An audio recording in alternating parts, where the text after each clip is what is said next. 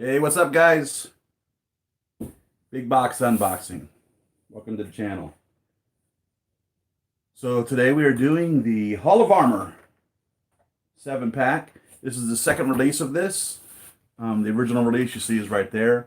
I'm not anticipating any change whatsoever from what that was to what this is.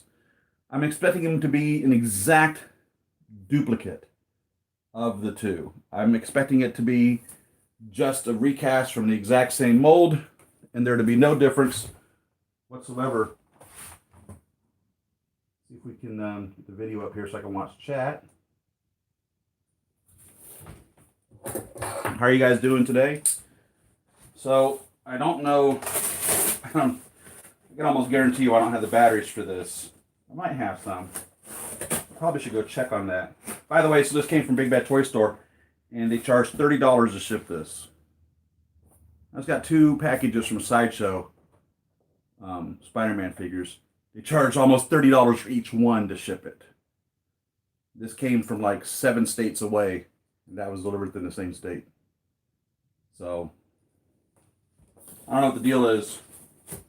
Pretty insane. Pretty insane.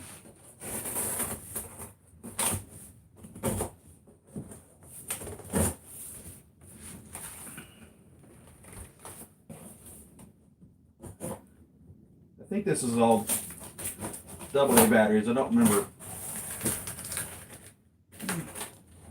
what each one of these runs off of. I've got it plugged in. You can plug it in to an AC adapter if you can find the right output. I think I bought mine at just like Home Depot or Lowe's or Walmart. I don't remember where I bought it at, but you can probably get it on Amazon. It's got a regular round plug. It plugs into the back of it, and when they're connected, it'll run all of them. You just have to make sure that you have the right voltage, right wattage, and amperage. Look it up on the internet. I think it's volts times watts. Volts times amps equals watts. So if you had 120 volts times 3 amps, that would be whatever it is, 360 watts. I think that's what it is. I think it's volts times amps equals watts. Google it, and that will help you decide what size AC adapter you need if you want to AC power that up. But it is capable of being done. I think it's volts times watts. Volts times amps, volts times watts. I don't remember. Thank God for the internet. Look it all up instantly at your fingertips.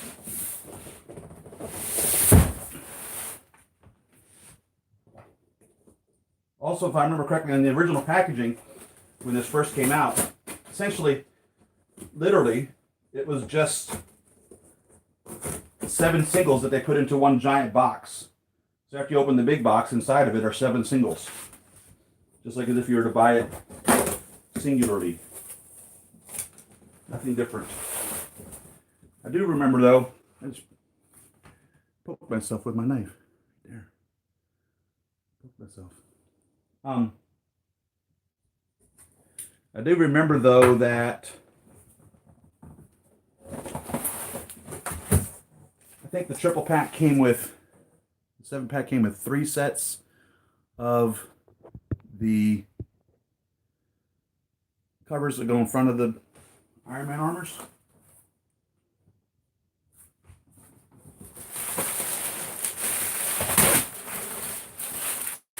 Big Bad Toy Store, man. They really package things well. No joke. Let's see if we can get the chat up over here.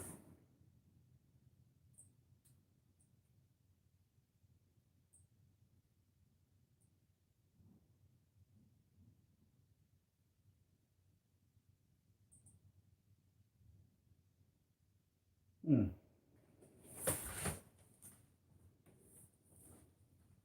bleeding.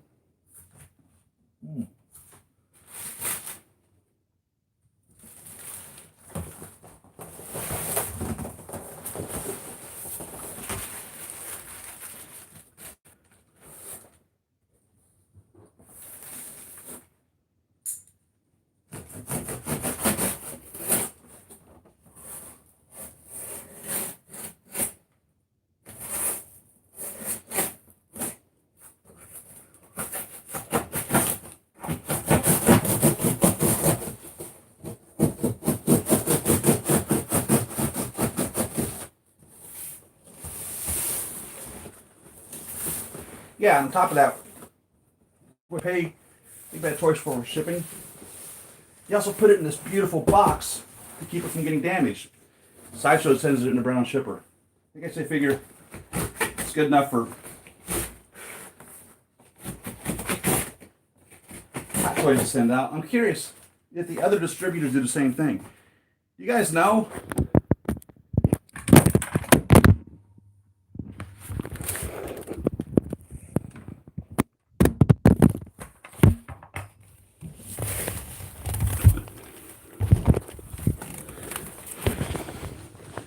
You guys know if the other companies, Toy Sapiens and whatever else, if they also just send them in the regular brown shipper? Or do they package them up like Big Bad Toy Store does? I'm curious if anybody can answer that question.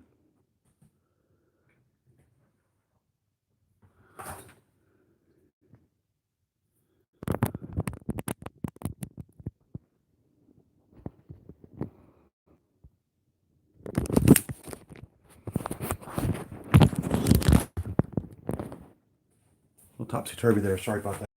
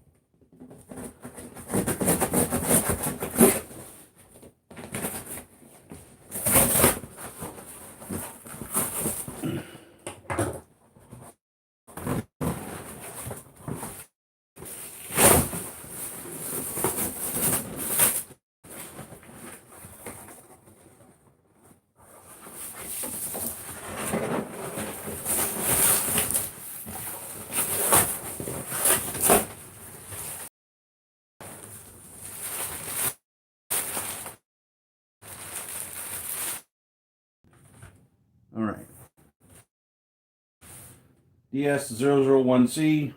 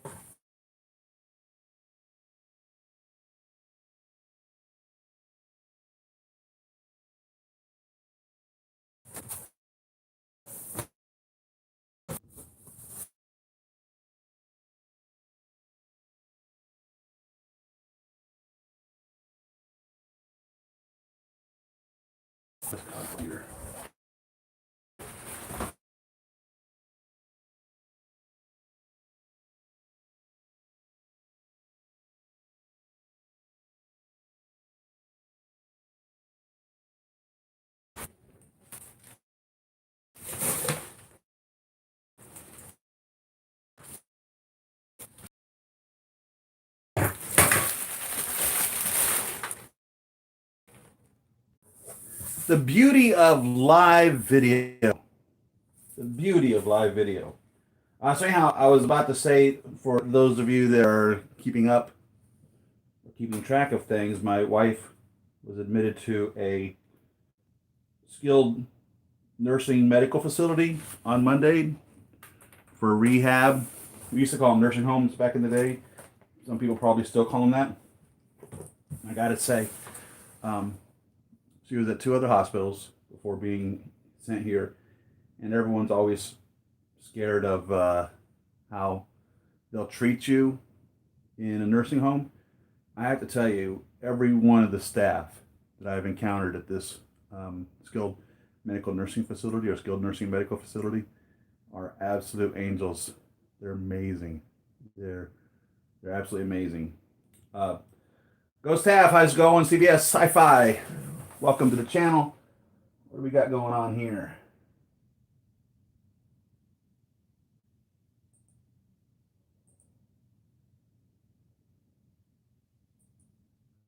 Did we totally lose the feed? Totally.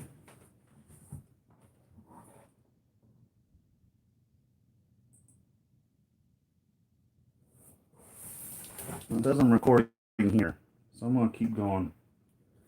So these are the hologram stickers. Like I said, if I remember correctly, in the 7-pack, you get 3 sets of these.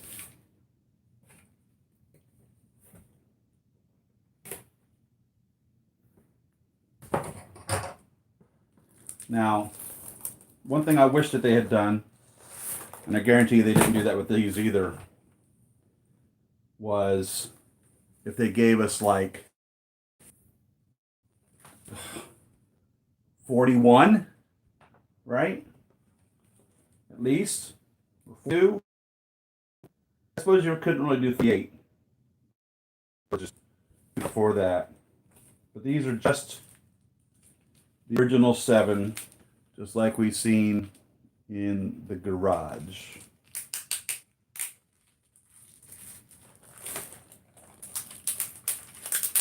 And I probably won't be putting any of these on. What I might do is, because some of these, when I put them on, you know, there's the process of applying vinyl stickers to plastic or glass, and where you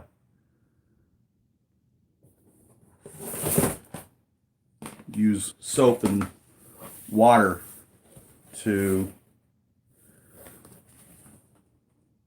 get them to adhere. And I don't know how's best to get this. I'm trying to find an angle where it's not totally being shined on. There we go. If anyhow, you can probably see some of the bubbles that are in there, and it's just throughout the whole thing. It's not like one big bubble or anything like that. So you apply this. They give you this plastic, which you'll see in a minute, and then you apply this to it. And I guess I didn't do a well enough job, so I've always thought I should reapply it. And you could just peel it up and reapply it. So maybe if I do a better job on it this time, I might use those. But my intention these were for my war machines, because I would imagine, I don't know, they really discuss it, that road figures it suits thing, right? Why wouldn't Tony also be in a Hall of Armor? Who's to say he did? Who's to say he didn't? I don't know.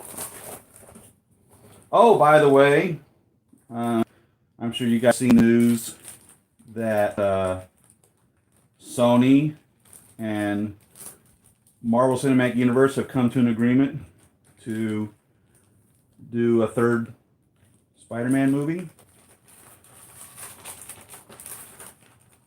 So Tom Holland's back in business. Supposed to be released July 2021, I believe is what they said.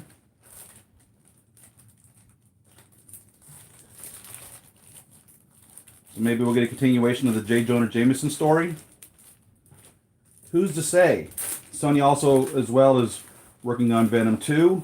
I imagine Spider-Man is going to be in that. And a Silk movie, right? So here's your vinyl sheets. And of course, as you can tell, they're backwards. Okay? Well, I don't know if that'd be a court, of course. So when you apply it, it'll shine through the other direction. The sticker won't be on the outside, it'll be on the inside of the clear plexi. You have Mark I, Mark II, Mark III, Mark IV, 5, 6, 7, and that's it. And like I said, I would have appreciated if they made others, but they didn't. And I don't know why I got 3 sets of them. I find that interesting. So, someplace in storage, I have another 2 sets. Oh, I know, because I wasn't going to do them. I'm going to try one now. Here's our instruction manual. It tells you about where the batteries go. Double A's and triple A's. So 3 triple A's, for the inside, the back of it. And then you'll have 6 double A's for the walls. And you have the buttons here on the front, blue LED button on the left front, white LED button on the right front. Controls the batteries for the box. And then this guy has his own button right there. So each one of these will have 4 buttons on them. In the bottom of the walls are buttons, and then at the bottom of the armor are buttons. And there's your 4.5 volt, 2 amp input. If you wanted to plug up an AC power adapter, center is positive, the outside is negative. So that's what you want to shop for. Find the one that will fit that. Sometimes you can buy those multi-size units that go in with that. And you literally have 7 complete singles here. So you can either display them as 7 individual singles, or you can display it as one giant 7-piece, or you can display it any way you want. You can do a 3-piece, which I think was an Iron Man 2. What was it, Iron Man 2? No, Iron Man 2 was a 4-piece. 1, 2, 3, and 4 were an Iron Man 2. So if you wanted to just display 4 and then have the 3 out, I mean, you can display it any way you want. It's really neat how they do that. They actually interlock to each other, as you see here, and then you end up with an extra wall. So the clear plastic post with the crotch holder and the old style connections are in the bottom. It's really neat. Let's get going on it.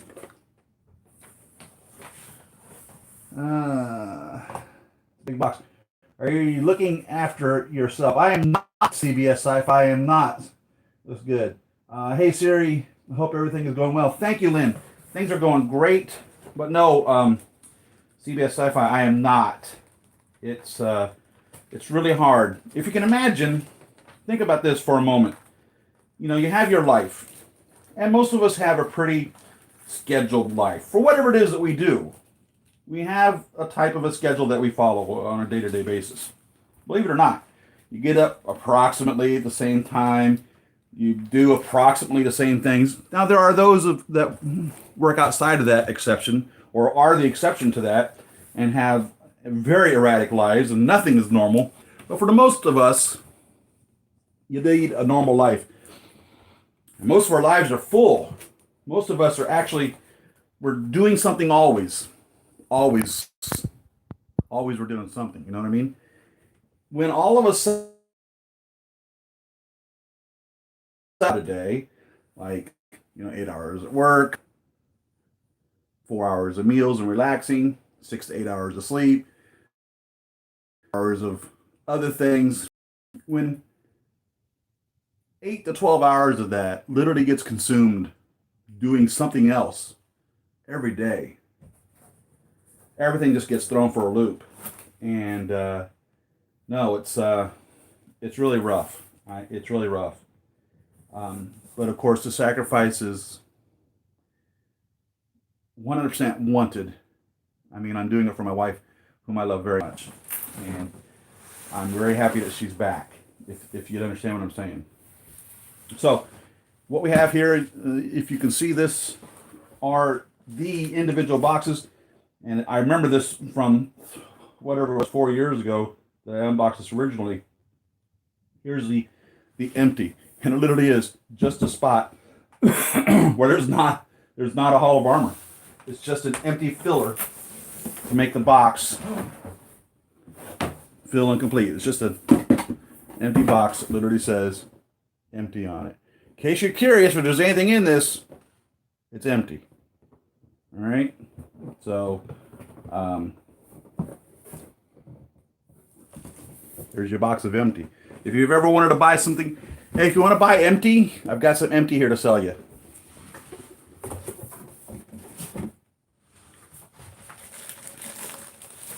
Now, also, if I remember correctly, the color here denotes how this was originally. I think there's red and blue were the other colors. I think the reds were for single packs. I think the blues were for the 4-pack. I don't remember. But the gold is the 7-pack. So if you ever buy one of these secondhand and the box comes in red, blue, or gold, that's why. That tells you what it was originally. And I'm sorry, I don't remember which one is which.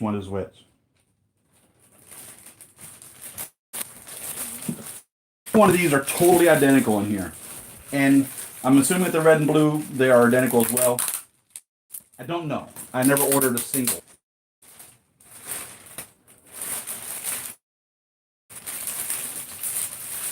Diorama Series, this is. By the way, I had to, oh my God. So, over the years, as time has come, I'd unbox a figure and I would take the brown shipper, slice it flat, stick it out in storage, in the storage shed out back. I would take the new box, put it in the garage, in case I ever wanted to, for whatever reason, grab the new box. I've seen collectors that are able to display their figures in front of the box. Wow, that looks amazing. As you can see, I don't have room to store them as they are. They're on top of each other, packed into places, and it's just not room for me to be able to store them like that. And I wish I did. I wish I had that. My boxes are in the garage, and well, anyhow, my wife needed me to get something that she needed at the nursing home. Oh my God. And it was buried under all of my boxes. So right now, surrounding my car in the garage is every one of my boxes, floor to ceiling, just stacked on top of each other, of the art boxes. And I've got to go out there and repackage them. And what I decided I was going to do probably was take all the artwork boxes, go out to the shed, get the brown shippers, and put the two together and package the artwork boxes back in brown shippers, and then probably store them. I don't know. I don't want to store them out in the shed because of the styrofoam. There's no air conditioning in the shed. It's outside. It's a wooden shed. It's waterproof, so I'm not afraid of them getting them wet. But the heat is what I'm afraid of, and the cold. And I don't know whether or not that styrofoam will break down over time. So I don't know what I'm going to do. Whether I'm going to store them back in the garage. So I really don't have room. Really don't have room in the garage for them either. Imagine 200 boxes, approximately this size. I mean, that's the space of a freaking car. 2-car garage, 1 car's in it. And that's the story anyhow. You buy a garage for more cars than what you plan to store. Because one side of the garage is always going to be for storage, it seems. Very few people do I know actually utilize their garages specifically for storing their cars. Some people are very industrious in regards to that and are able to store 2 cars in a 2-car garage. I, unfortunately, am not.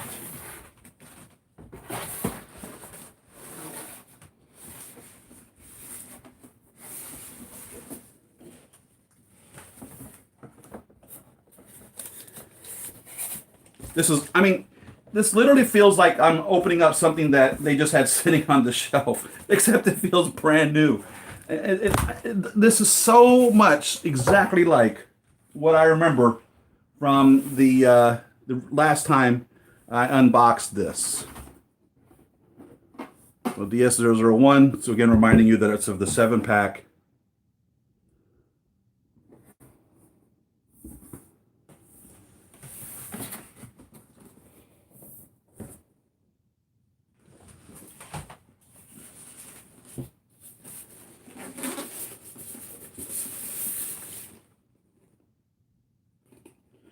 Okay, also, so every one of these are identical, right? And one of them has the rod and the crotch grabber. It's not really a crotch grabber, it's really just a crotch holder. So remember that as you're going through here to get these and not to toss this.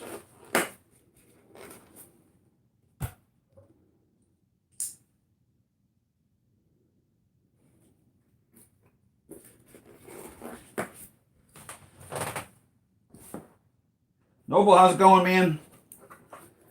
I am thankful for all of you. I try to convey that to you guys. I hope that you understand how much I love every one of you. And again, especially with that card that came in the mail. Thank you very much for that, Eric. That really touched my wife. You know, your loved ones, hey, they're just as much worried about you as you are of them. Now, some of you may not be too worried about your loved ones, but believe it or not, the funniest thing is, you know, when my wife came back, was her fear of how am I going to be doing. You know, my entire fear was taking care of her, and how my life is going to change in that regards. But literally, when she found out that that card was mailed, I mean, that really touched her, and it gave her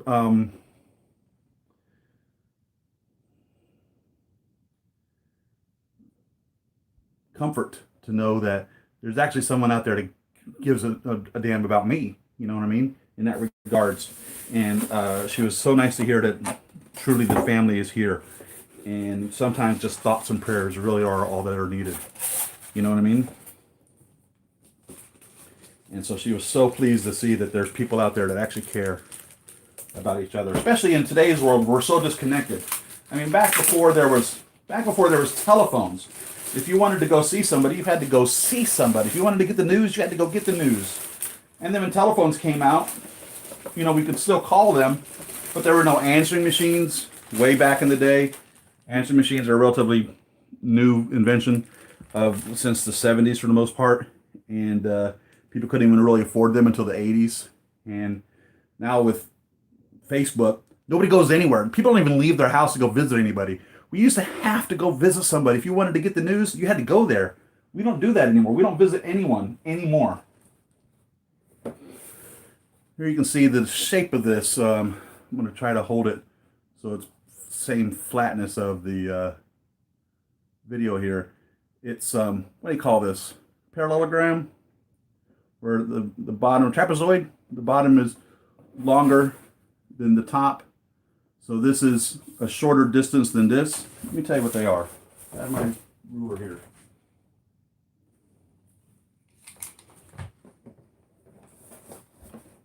So it's upside down. So the back distance is about 9 inches, a little more. And the front, the distance is about 7 3/4, a little more than 7 3/4. So there's an 1.25 inch difference between these two. So this is 7 3/4 length the front is, and this is about 9 inches in the back. So now 9 times 7 is 63. That's 5 feet plus that this is going to be rounded around. If that helps you at all figure out how big this is. And then again, from front to back, let me tell you how much storage I've got here. If you take into consideration also the round setup with the workshop, okay? You take into consideration that, I think this is 3 feet that I'm utilizing here. No, it's 2 feet that I'm utilizing. My table here is 2 feet deep, right? 2 feet. And then this guy overhangs another 4 inches. So that's 28 inches. And truthfully, he should be out another, I'd say easily 6 inches.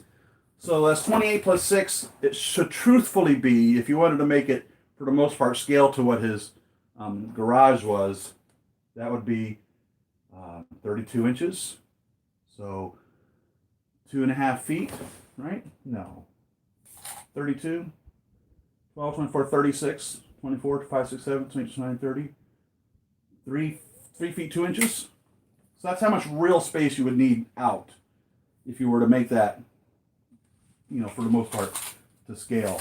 And this table that I'm using here, it's a little bit longer than necessary.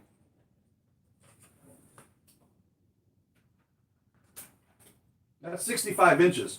Yeah, you need 60 inches. You really do. So 5 feet by 3 feet if you wanted to display this well enough. And this is the direction that it goes. I've actually seen some collectors that have actually installed this upside down. This is how it goes, with these on the bottom and that up on the top. And all this lights up. We'll have to get to that. So let me get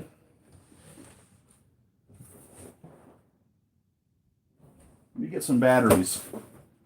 I don't know if you can see the detail in here. It's kind of a, I don't know what color you would call that. It's sparkly on the inside. It's really pretty. And you actually have 2 different shades, it appears, in the paint. So this appears to be a little different shade from this, but it might just be the lighting. They may have just sprayed it all one, but I swear this looks more silver than this looks more bronze or copper. It's hard to say exactly what it is, but I have a feeling that these 5 ports here are the color of this. I think this and these are the same color, and then this is kind of a bronzish, I don't know what color you would actually call that, and then this is kind of a grayish brown. So let me go track down 6 AA's and 3 AA's. When looking at this, I mean, it appears to be identical. I don't see any difference in the colors or anything. And again, for clarification, you know what? This is installed upside down. I may be wrong,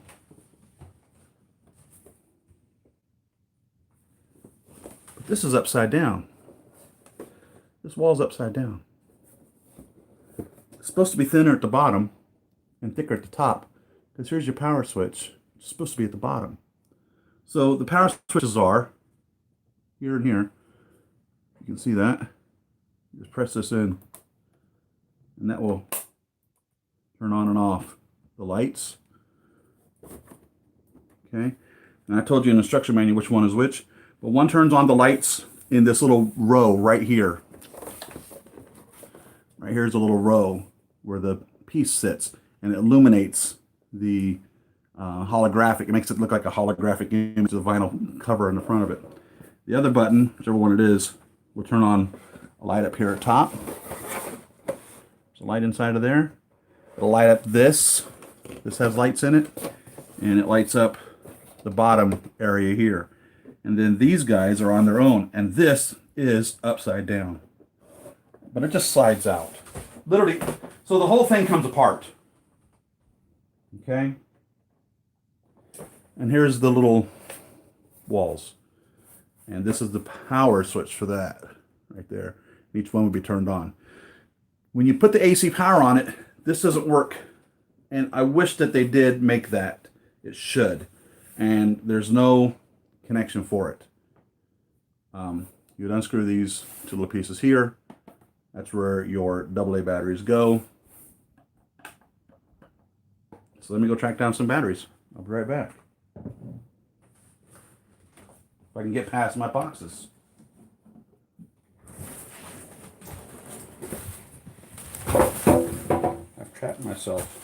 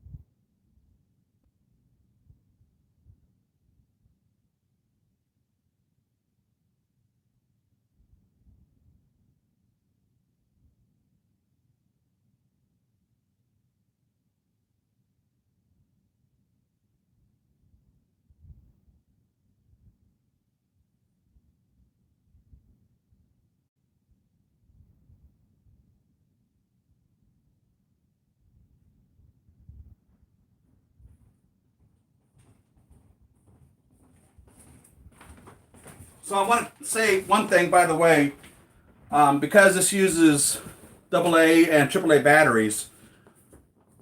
One of the things we always say is don't leave your batteries in your toys because they explode. If you buy lithium batteries like these as AA or AAAs, they don't explode in your stuff. They don't leak that I've ever experienced. They're a lot more expensive than alkalines or rechargeables.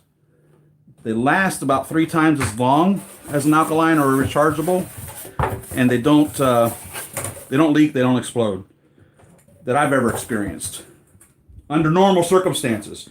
Unlike these little button cell batteries that we use, silver oxides or mercuries or whatever they are, they literally just explode and pop and destroy and melt your Iron Man figures. If you're to use these lithiums, you should be able to leave these in the Hall of Armor and never have to take them out. If you don't want to buy an AC adapter or can't find an AC adapter for your Hall of Armor, or until you get an AC adapter.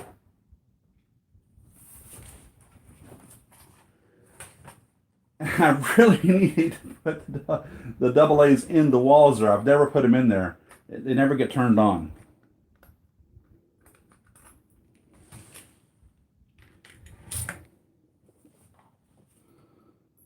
And or buy an AC adapter, which would plug in here, or have someone make, probably would be better.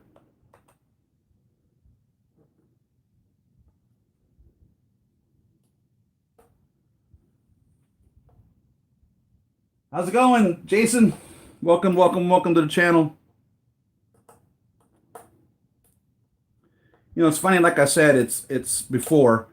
It's nice to have someone that supports you in your hobby, whatever your hobby is. Obviously, I have a handful of hobbies, but this is really probably an obsession. But my wife is supportive of that, you know, and she's never bought me a figure. You know, to tell you the truth, I don't know if she could. I suppose she could. I suppose if she were to really be inclined to purchase one, she could figure out which ones I don't have, like an Avengers Loki, like an Odin. You know, those would be welcome additions to the family. But she's supportive of this. And hearing from you guys, that card, it spoke so loudly to her. Really made her feel that everything's going to be all right. If that makes any sense to any of you. And I imagine it does. I think we're all on the same page in regards to things. All right, so pointy piece, flat piece, pointy piece goes down in this.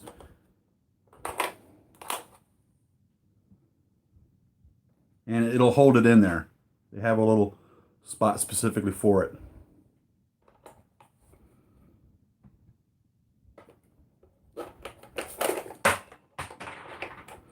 And as I say that, I pop it out and throw it on the ground. If I'm not throwing a battery on the ground, it's not a proper unboxing. That's the truth of the matter, I'll tell you that much. So I've now thrown 3 batteries on the ground.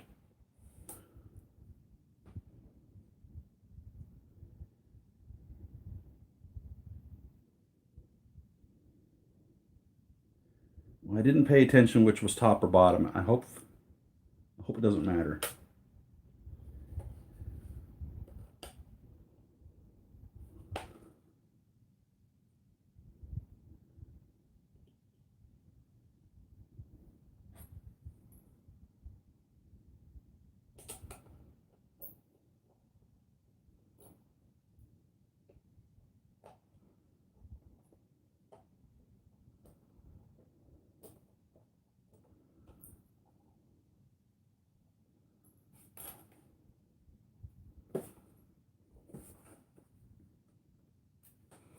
And there you have it.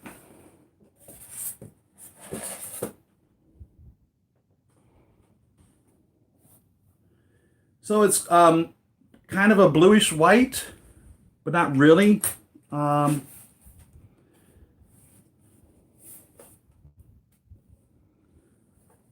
don't see any blue tint in this piece of plastic, but definitely when the light comes on, there's a real slight blue tint, but it's definitely white-ish. You see there's 3 lights there.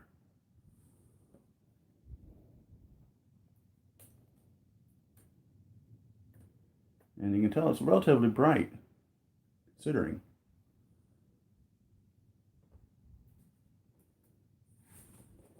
Let's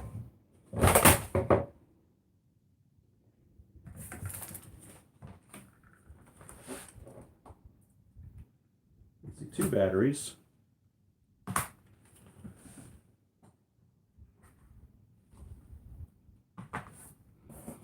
Oh, there's the third one. Only 2 of them fell on the floor.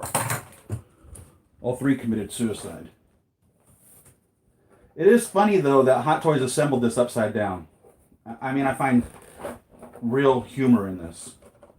For real. And oh my goodness, moving this set.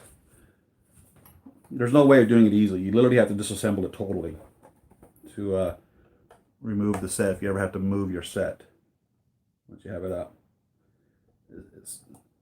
You're not moving it as one piece. Unless you're moving the entire table and everything. And I ain't moving that table with all those pieces on it. That's a fact.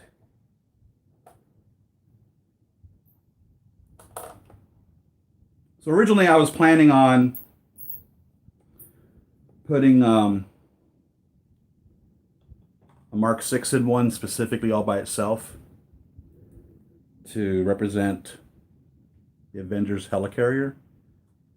Real small little blurb we see of Tony going and getting his suit, and then all of a sudden he's wearing it. They don't show him putting it on, but we know for a fact he had to use a gantry because we see him using it in Avengers. And we know that the Mark VI is really a Mark IV. And the Mark VII was the first one he didn't have to use a gantry on. Well, Mark V. The suitcase. The football. Give me the football. He actually calls it that. I was told one time that he did not. He actually says that. I think to Pepper. She's in the back of the... is that a Bentley he was in? They totally destroyed there on the racetrack. What'd that cost? Jeez.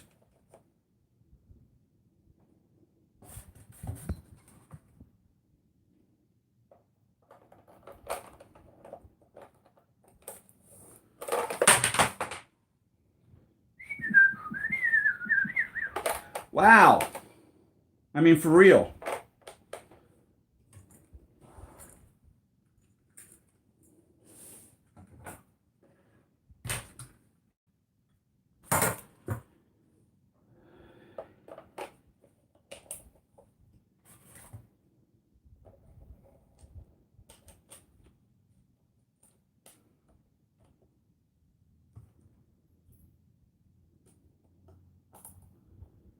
You know, this is motivating me to light these up on my Hall of Armor, for real. Because it looks really nice.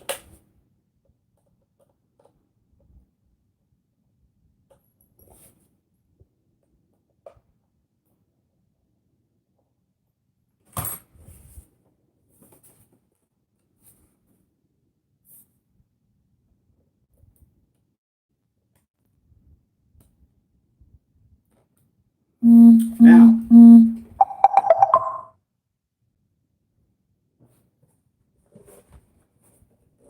here's this, okay? Right here are the little slider lockers.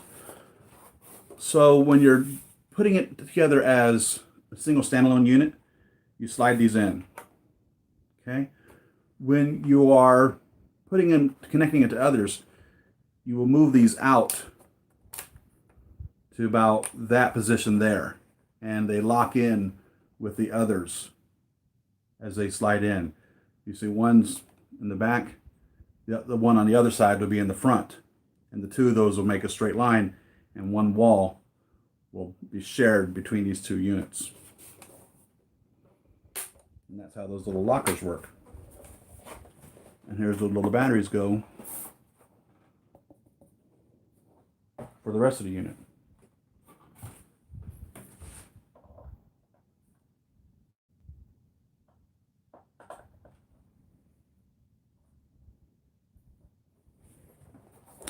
"2019 Marvel Hot Toys," in case you're curious. I think the other one says 2012. I don't remember. So there actually is a difference in them.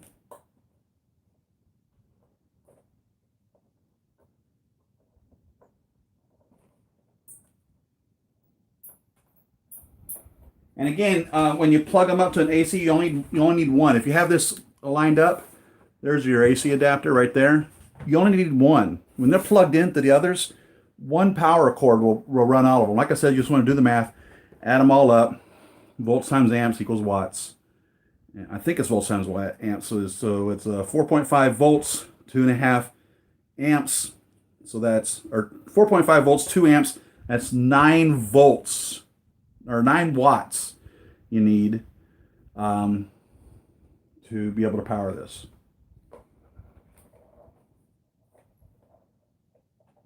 If I remember correctly, Google it.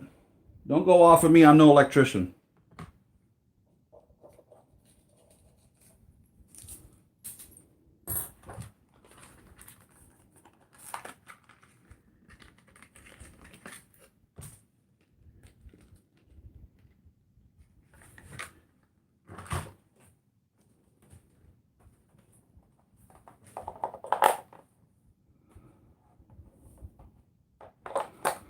Copper tops, so these are alkalines. These are not lithiums. So I don't want to leave these in. This thing powered right up, didn't it?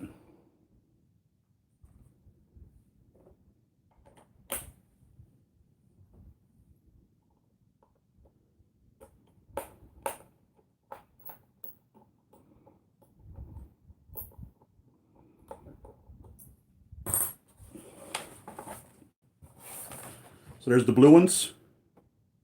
3 lights. It's on the left. Blue ones are on the left.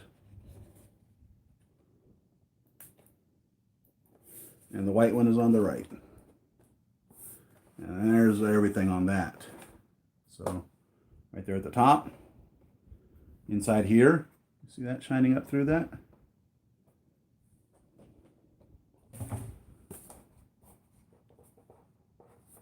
Behind here. See that? And then all the way around the base. It's all controlled on this one side here. And then the blue ones will light up the holographic panel in the front. Let me get another one out and show them how to connect. Show you guys how to connect them. Let's come over here and check on the chats. I see some chats been coming through. Sorry for not getting to them.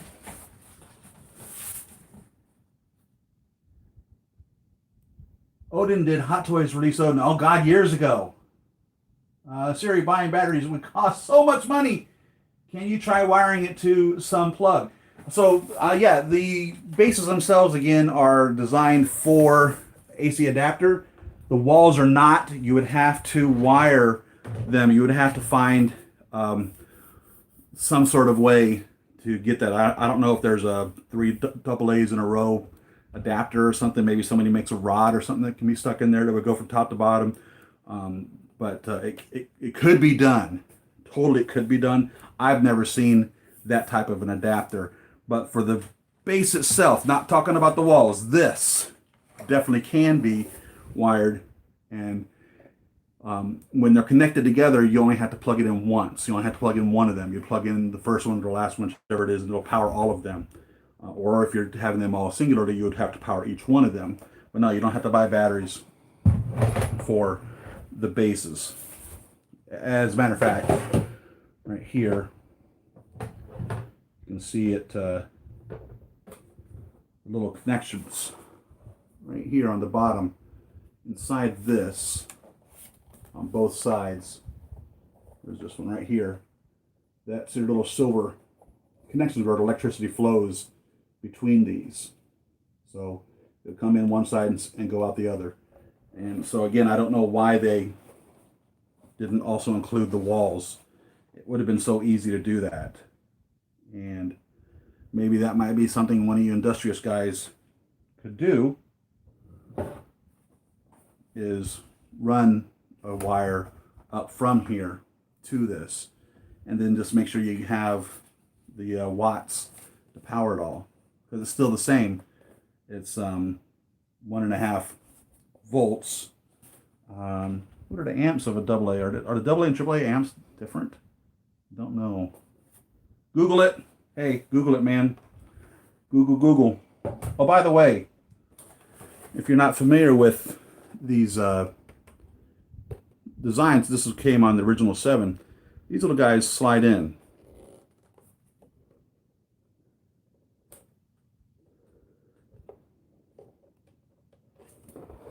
They're supposed to. I thought they did.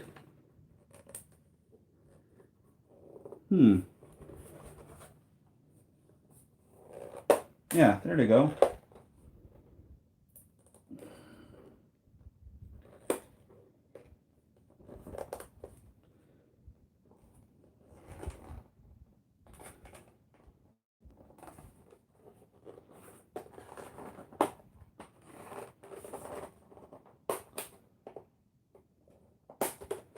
All right, it's very stiff because obviously it's new.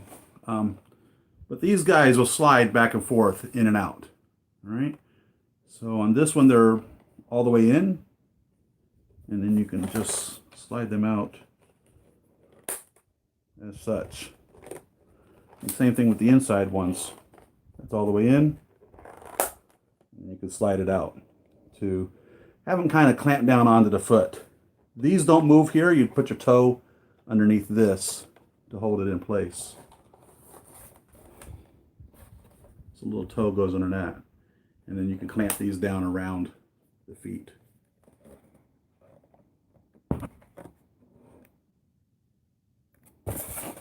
Or open them up. Some of the suits don't necessarily fit in here well outside of the first 7. For instance, the 25, 26, and the 35, 36 don't necessarily fit well in there. So, and then they give you a shorty rod.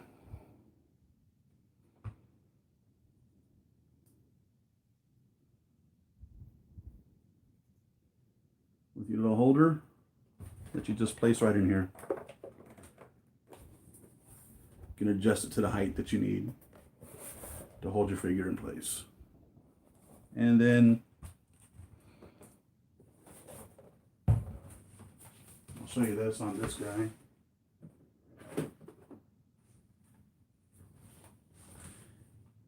These just kind of rest in there. So you set them in there like such, and they just rest right on the little light at top. All right, see, they're kind of at an angle. They don't really lock in place. They don't hold up. They don't stand in any direction. And they also don't seal this tight.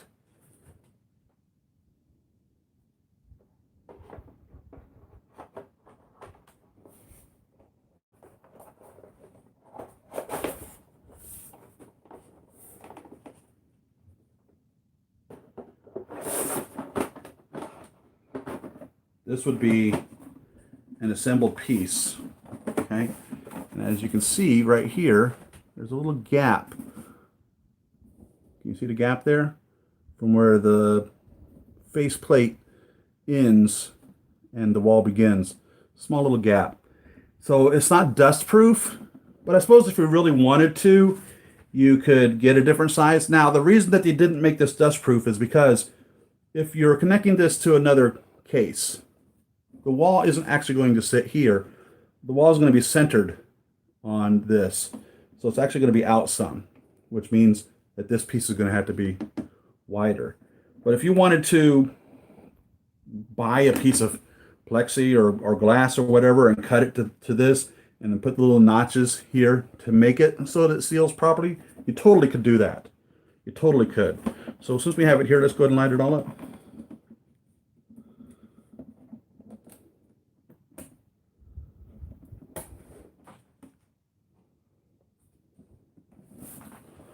So this is it totally lit. All right. And I'm going to turn off the blues. Let's see if we can get a good angle on that. So here's the blues off. There's the blue on. See how that makes that appear to be like a hologram with it off? You can see it, but not really. Okay, but when it's on, it 100% turns it into like a holographic image. And then we're going to turn off the whites. And you can see the blues have the 3 lights there. On and off, as such. And if you have an AC adapter, you know, like on mine, I have the AC adapter plugged into a wall outlet that has a remote on it. So when I turn on my remote on and off,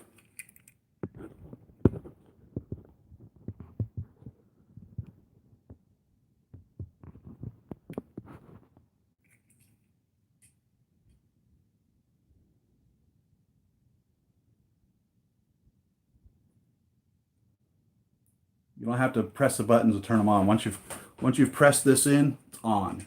Okay, so just by securing power on and off to it, it lights them up. All right.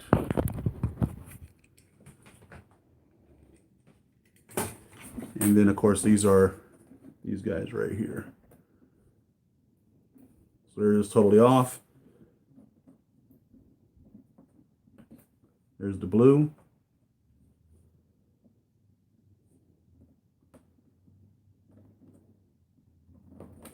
There's the white. And there's the walls. There you have it. And it lights your figures well, actually. So let me get another one here and I'll show you how they would connect up.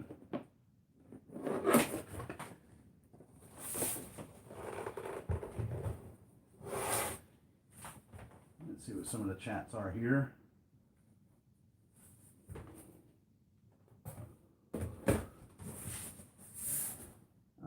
Siri, you mean that scene in the Avengers 1 and it was a Rolls-Royce Wraith, not a Bentley. Wow, okay, thank you. What are these made out of? PVC, hard plastic. This is hard plastic, not vinyl plastic. This is real McCoy. This is plastic. Drop it on the ground, plastic. Hey Siri, and heads up, there are some hackers who delete the YouTube channels by sending a message or something, so be careful. Thank you for that. Not dustproof them, not as they are. Like the hologram, me too. And I've seen in my years, somebody had made others. Someone had made the other suits. And I don't know who it was, and I wish I'd bought some. It would be really cool to have, but someone had actually made them. And I suppose if you're clever enough, you probably could as well. Make your own holograms. If you wanted to turn a Hall of Armor out of this into the Iron Legion, which is what we were calling it before. What movie was that? They had the Iron Legions in them. Age of Ultron. Before Age of Ultron introduced us to what was actually termed the Iron Legion, we were calling this the Iron Legion, which was under the wine cellar. Sometimes we call it the wine cellar, the basement, etc. These displays or storage units that Tony used were different than these. So the storage units he had up in the garage are different than ones he had in the wine cellar. And even these aren't correct specifically to the movie. Hot Toys made some styrofoam ones that I passed on. They made styrofoam and they were charging like 120 bucks a piece for them. And I couldn't see it at that time. Kind of wish I had now. I paid $120 I think for each one of these, or 100 bucks or something. And they work. And then I've added on to them a different base because I didn't care for the base on that. But there really is no case specifically for the basement or the Iron Legion or the wine cellar, whatever you want to call it. But if you wanted to use these for that, like I said, there was somebody that was making the holograms for the others 35 or 36, whatever would it be, minus Iron Igor, because come on, there's no case for Igor. Denobi talks about that. I don't remember. I've actually seen some collectors who made cases or had cases made for Igor. Igor really doesn't have a case. I imagine Igor was just like autonomously walking around, being his man, his little construction guy there at the Malibu house.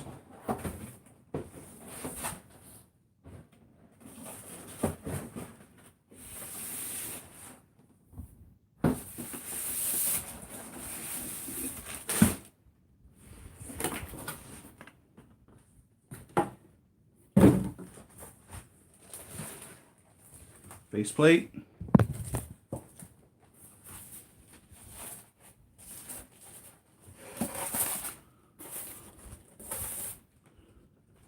So my plan is to set this straight on top of the other one for War Machine. Don't forget these guys.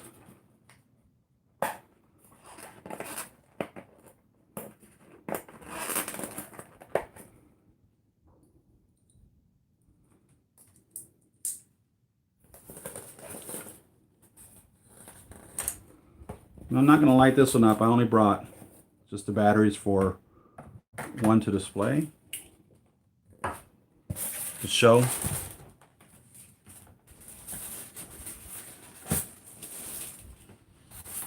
And I'm only pulling this out so you can see how it connects to another.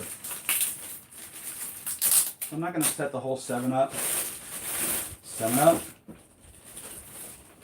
I know you guys are like, thank God for that. So we'll be able to sit down and chat about things or whatever. And again, upside down. Totally. So after it's all said and done, you'll end up, if you install this as a 7-pack, you'll end up with an extra wall. Because you remove the wall in order to connect it to another piece.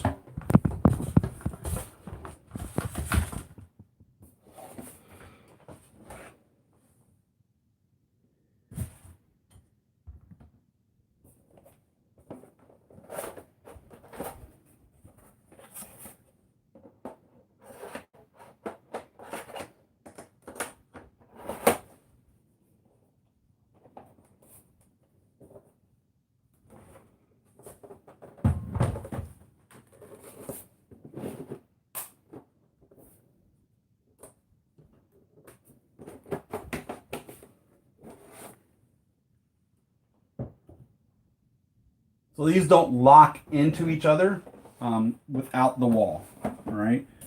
They just sit there. There's nothing holding this together. My goodness, what in the world's going on with our video here? Am I standing on the cord? Evidently I am.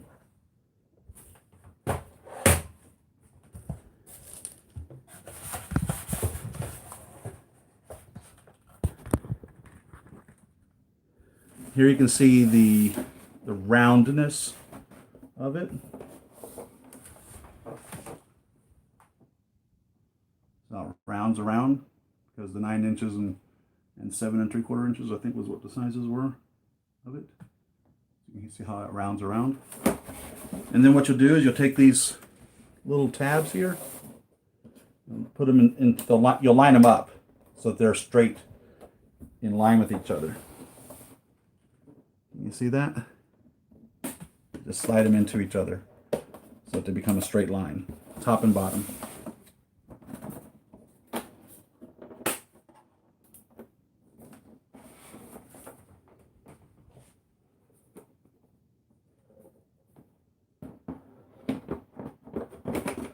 And this is actually not easy to do, believe it or not. It requires a little bit of finagling, and I'm trying to do it holding it into the air, which is going to make it even harder.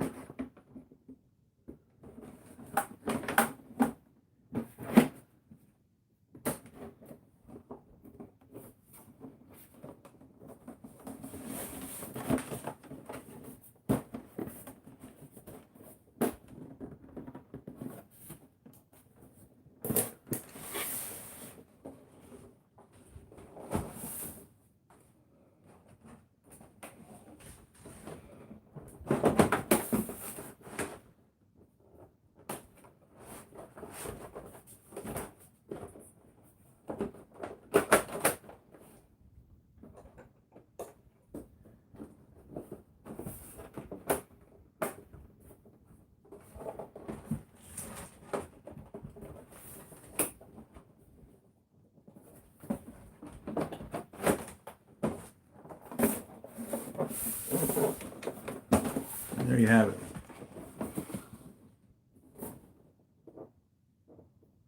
Locked into place. And locked in is probably the wrong term to use. It's not locked in. It doesn't stay there. It's not like there's nothing keeping it from sliding right out of there. Okay? But locked in, per se, to say, and I don't recommend this, I could just hold just this one side. So I'm just holding just one side, and it's supporting the other one. All right? It is per se locked in that manner. All right? But tip it forward, the walls slide out real easily. You're no longer locked in anything, and the entire assembly is on the ground. So keep that in mind.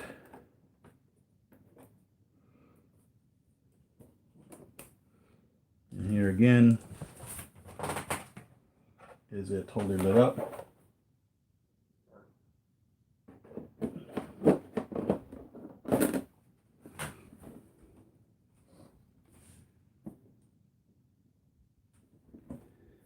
So there you have it. That is the Hall of Armor, and they'll all be the same except for the graphics, the number of graphics that you get, depending on what set it is that you purchase.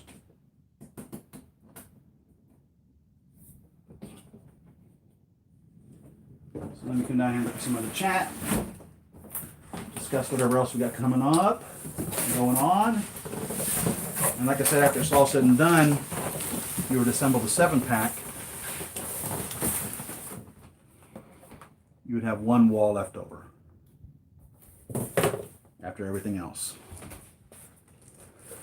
So I'm going to be spending the next week, my free time, putting this together and redoing the garage and the shed, all my boxes, a lot of maintenance. It'll be a maintenance week or possibly month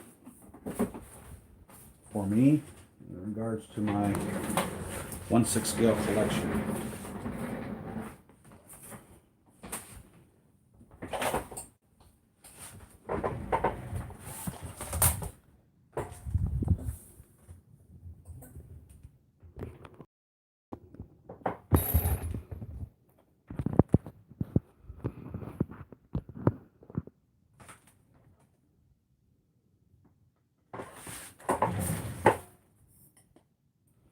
So let's check the chat and see what we missed. We need Ego in diecast. Ego. Ruben, welcome to the channel. Thank you. Yeah, I think originally when I bought it, because I came late into the collection, I think I bought mine in 2015, and they're already sold out. So I had to buy them from a third-party reseller. Listen up.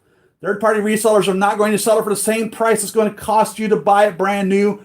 Don't be fooled or confused into thinking that you can demand. Somebody has bought this for their personal collection who turns around and sells it they are not going to sell it to you for the same price Hot Toys or one of the Hot Toys distributors sold it originally. There seems to be some confusion evidently in the collection community that they expect someone who paid $200 for an Iron Man Mark III secret project back in 2012 to turn around and sell it for $200. There seems to be some confusion with some collectors that are upset that somebody would demand upwardsly to $3,000 for a piece. So trust me, when I bought my first set, I paid over $1,000 for it. This set I got for $750 or whatever it was because I bought it brand new from an authorized retailer of Hot Toys products. And so don't be fooled or confused. Don't be angry because somebody is selling stuff for more than what they paid for it. It's the nature of the game. Sorry to say. So there's an individual out here who's actually sponsored by Sideshow Collectibles. Don't be fooled or confused there either. Who is trying to make other companies look bad and force people to buy from Sideshow Collectibles. Hey, you buy from whoever you want to, okay? But don't be surprised, shocked, or confused if you see somebody selling something for more than what it cost them originally when they bought it. All right? Keep in mind also, there's a couple collectors that I'm very close to. You guys know who they are. Talked about them before. Back in the day, they also were getting a little inside with Sideshow Collectibles. Here's the problem with Sideshow is by the time Sideshow gets the figures from Hot Toys, months have gone by sometimes. 2, 3, heck with Deadpool, it was 6 months before I got my Deadpool figure from Sideshow. And, or I don't remember if I got it for Sideshow or a Big Bad Toy Store, but before it came in the United States, it was months. I mean, like 6 or 7 months before. I mean, China, you could have got it in Hong Kong, could have walked into Secret Base or Toy Sapien or one of these other Hot Toys facilities out there in Asia, and you could have bought it right then and there. Here in the United States, you waited months for it. So, a couple of other collectors in the community that I'm pretty close to had contacted Sideshow, and Sideshow was getting figures to them. And they said, hey, we want to buy them off of these guys in Hong Kong, but we still want to have the arrangement going on with you guys. And Sideshow canceled their arrangement with them, all right? Because they said, if you don't get them for us, we're not going to hook you up. So they paid extra to buy them from Hong Kong, from a collector or the store or whomever, paid extra for it, paid extra shipping for it to be sent to them early so that they could make a video on it before anybody else had an opportunity to make a video. They paid more for the figure, all right? That is still the practice today. If you want to be able to get what's called first run of the figure, you can get it. There are people that live out there who are happy to buy it, sit in line all day to get the figure, send it out to you, and they're going to charge you for that service. And it's going to cost you more than it would cost you to buy it off of the online from Sideshow or Big Bad Toy Store, whomever it is that you buy it from. But when you buy it from Sideshow or Big Bad Toy Store here in the United States, you're waiting months for it. Okay, I just got my Scarlet Spider here. Here's the layout of what we got coming up. So we got I'm going to do King of Wakanda. I've got Shuri here, and here's my Scarlet Spiders right there. And I just got my Scarlet Spiders yesterday. Now, how long have you guys had them? Some of you 3 months, right? Not me. Just got them brand spanking new from Sideshow.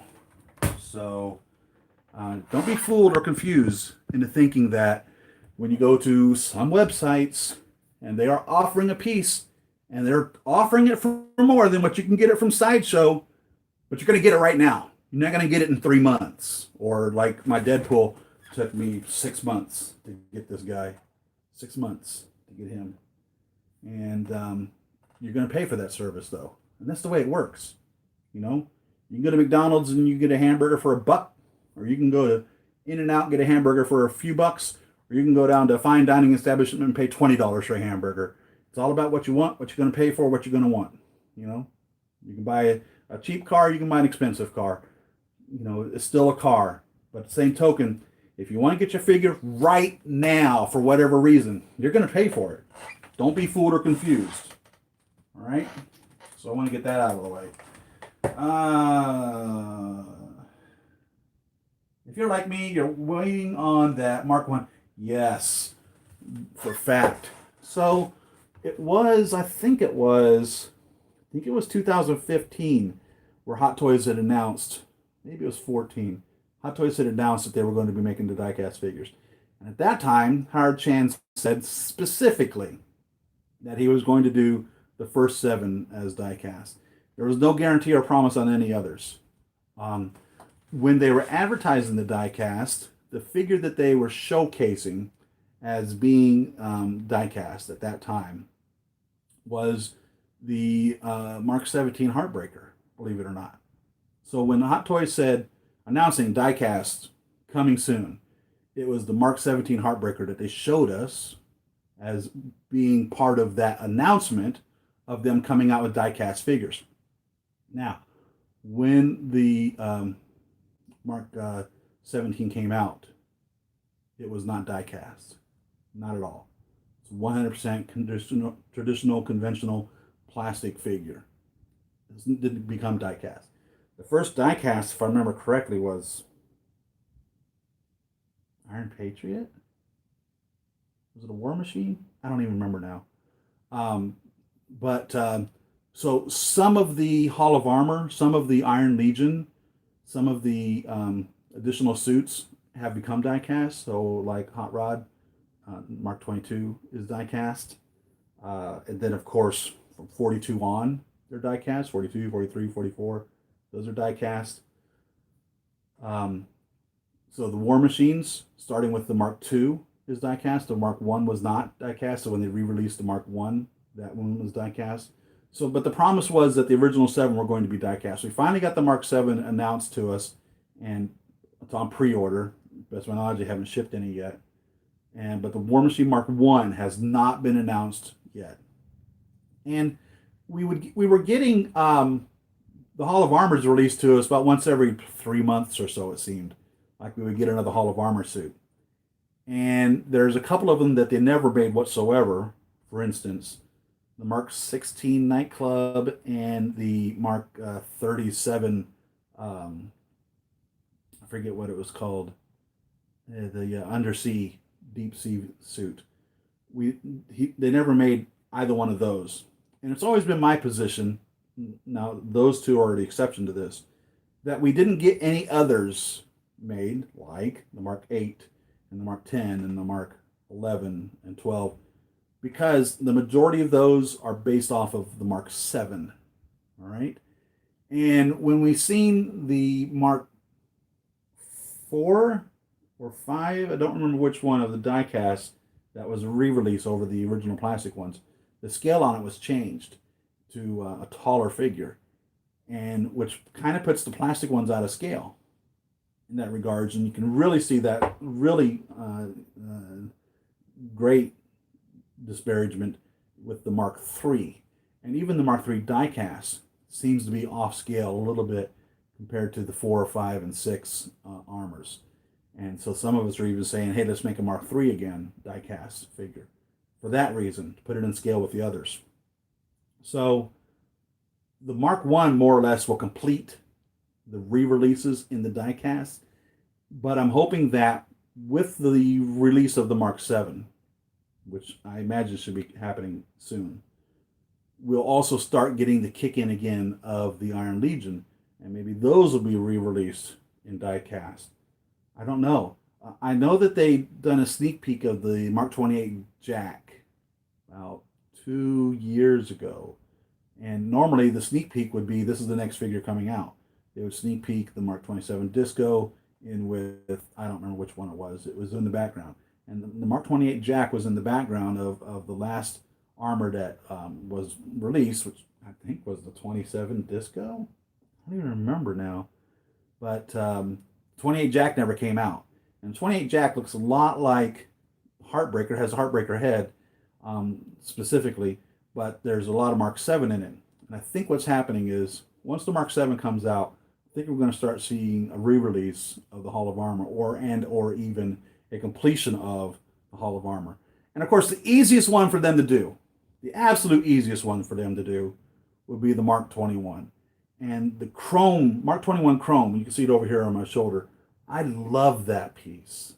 That just looks amazing. So I have the original Mark 21, which is kind of a satin finish and several shades of gold, and the Mark 21 chrome, which was a special release, and I don't even think it was sold here in the United States. So of course I paid more for it than you could have bought it if you live over in Asia. You guys paid less for it than what I paid for it, and the Sideshow, if I remember correctly, didn't even sell it. So I had to buy it from a third-party reseller who sold it for more than what he paid for it, I guarantee you. Anyhow, I love that piece, and I would hope that should they redo a die-cast, they do it as chrome. And if they don't do it as chrome, I mean, that's fine too, because it's hard to say how it really was in the movie. There's just a quick little blurb that we see of it. And actually, the scene that most people identify as the Mark VII in the movie, or I mean the Mark 21, gosh dang it. What is it? The Mark 21. Yeah, the scene that most people affiliate with the Mark 21 Midas in the movie, it isn't the Mark 21 Midas, it's actually the Mark 20 Python. If you were to watch the movie in high definition, when it slips through, most people say, well, that's the Mark 21 Midas. It's not, it's the Mark 20 Python. But anyhow, that would be the easiest one for them to make. They've already got the Mark 7 diecast, just paint it gold. Simple as that. So yeah, I'm waiting for the Mark 1, which hasn't been announced at all. But I mean, come on, crank up the Hall of Armor, get the Midas out, and just keep rolling with them. Go for it, man. So that's what my opinion is. CBS Sci-Fi will look good when it's done. I think you're right. When you get into cleaning, Siri, about how much time does it take you to go through your collection? Just dusting. Just dusting these guys. 4 hours easily. Just dusting. And for me to do this whole box thing, I don't even know. I really need to drop several $100, $1,000 or whatever, on a bunch of Detolfs or something to that effect. And I've seen collectors or people out there who've made those dust proof as well. So if you're just to buy a regular glass case Detolf or something along that line, even they aren't dust proof. But they can be made so. And man, getting the dust off your figures really is worth doing. They really look good when you have them not dusty. So it's well worth it. You know, the guys here that are underneath the box there, and the dust doesn't really get on them much, and the guys up in the Hall of Armor that are, for the most part, totally outside of the dust, they look beautiful. The guys here, my Avengers, hate to say it, but they're a little dusty. And I don't know what to say. I really don't know what to say. In order to be able to display the Avengers as the Avengers, you see what it takes. That's pretty much, for the most part, anybody and or everybody that was an Avenger or affiliated with the Avengers in one way or another. Except for like Hela, she's a bad guy. And Loki, I don't know if you call him, I don't think he was ever an Avenger, so really Hela and Loki don't really belong there. Yondu never became an Avenger, but he was part of the Guardians of the Galaxy. But all the others, truthfully, at one point or another, were affiliated with the Avengers. And you see the size of that, and they're 3 deep, and they're right literally on top of each other as close as you possibly can get them. So you would need to have that size of a display case just with that. And this is, what is this? That's 12 inches deep, which is not deep enough. Like I said, they're 3 deep, and they're literally on top of each other.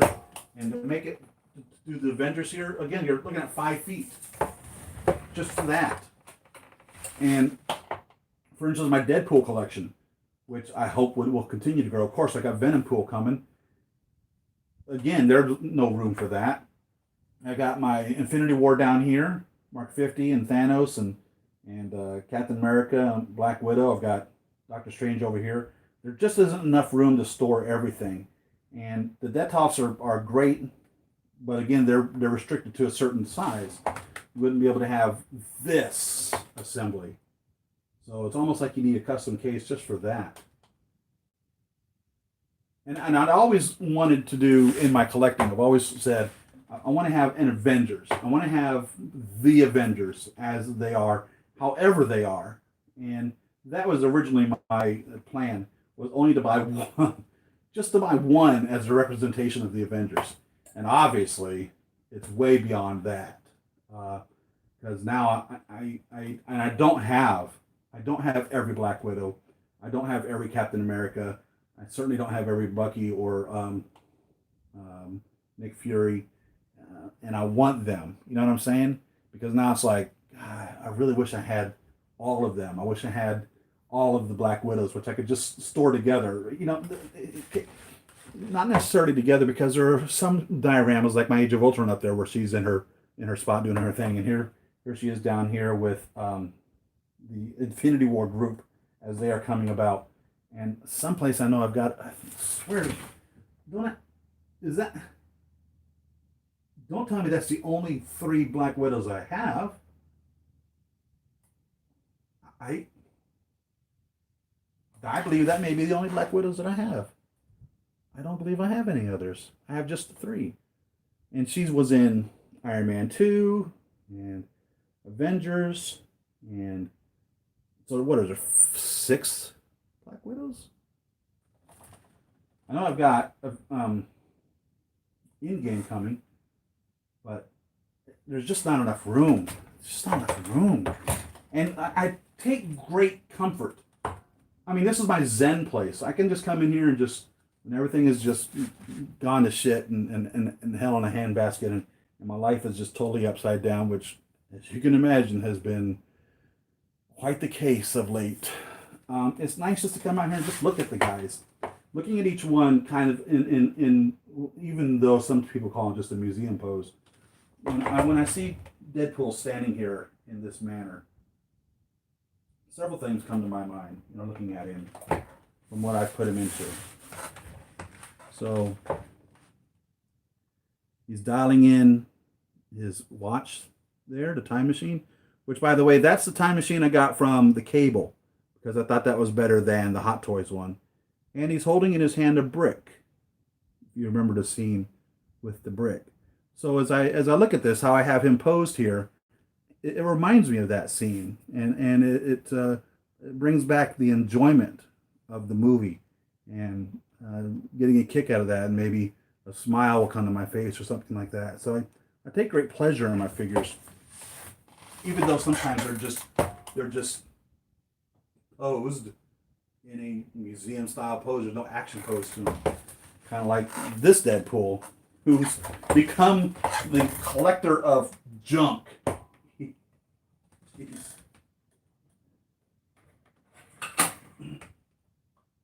This is roof material, by the way, from when I had the roof done. There's still roofing material all over this, so these all need to be dusted.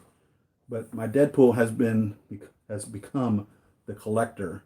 So he came with the Deadpool 2 came with the unicorn. I believe it was Deadpool 2. I don't remember now. And so in his hands here, he's just holding a bunch of junk. The chicken from, I don't remember whether that came from the Sideshow or from Lady Katana. He's holding the chicken, and he's got his unicorn there. He's got the neck thing that kills the mutants, or keeps them from being able to use their power. He's holding on to, I think that's Darth Vader's lightsaber. I don't remember. He's got a little baby Groot here, and he's got Spider-Man's little plushie there. And he's just holding on to his junk, because Deadpool has stuff like this in his house, or his apartment, or Blind Al's place, or whatever it is that he's got going on. You'll see it all in the background. His little collection of Deadpool figures and all sorts of stuff. So I've got Deadpool holding on to his little plushies. Especially as Spider-Man. He loves Spider-Man, right? He loves Spider-Man, and he loves Wolverine. Let's get back to the chats. Also expect the markup if you want a figure earlier than what Sideshow can offer. You better believe it. Any up-to-date on Mark I-VII diecast? I've not heard anything. CBS Sci-Fi final payment in October, so if there are no delays, it should be releasing very soon, as Accessory Collectibles usually has final payments alleged to shopping dates. And, you know, I guess that's one thing that I can calculate my time on, is when I see you guys getting them in Asia, I know I'll be getting it 2 months after that. So, there's the answer there. What's up, Siri? Sorry for the late arrival. Glad to have you, Rick. My Scarlet Spider shipped yesterday. I'm super excited. Mine are sitting right there. So I really want to open them now, but I'm trying to hold off. I want to get through my King of Wakanda to go on the throne, because I have a throne without a king. I want to get through my Shuri only because she came next, and then I'll get to my Scarlet Spider. So next week King of Wakanda, week after Shuri, and then the week after will be my Scarlet Spiders. I really want to get my Scarlet Spider.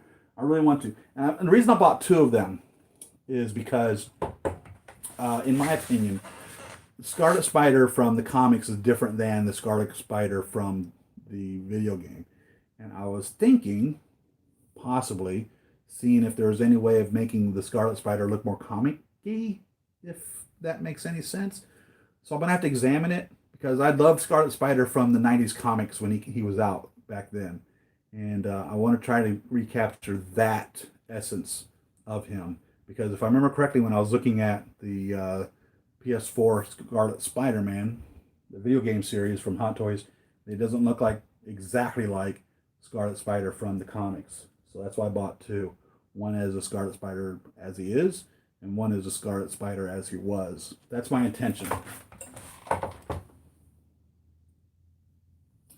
That Mark 21 Chrome is on eBay around $2,300. Holy smokes!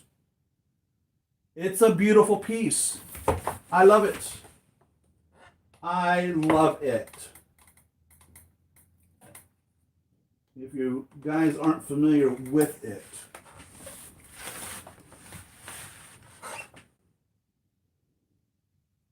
that is it. Look at the shine on it.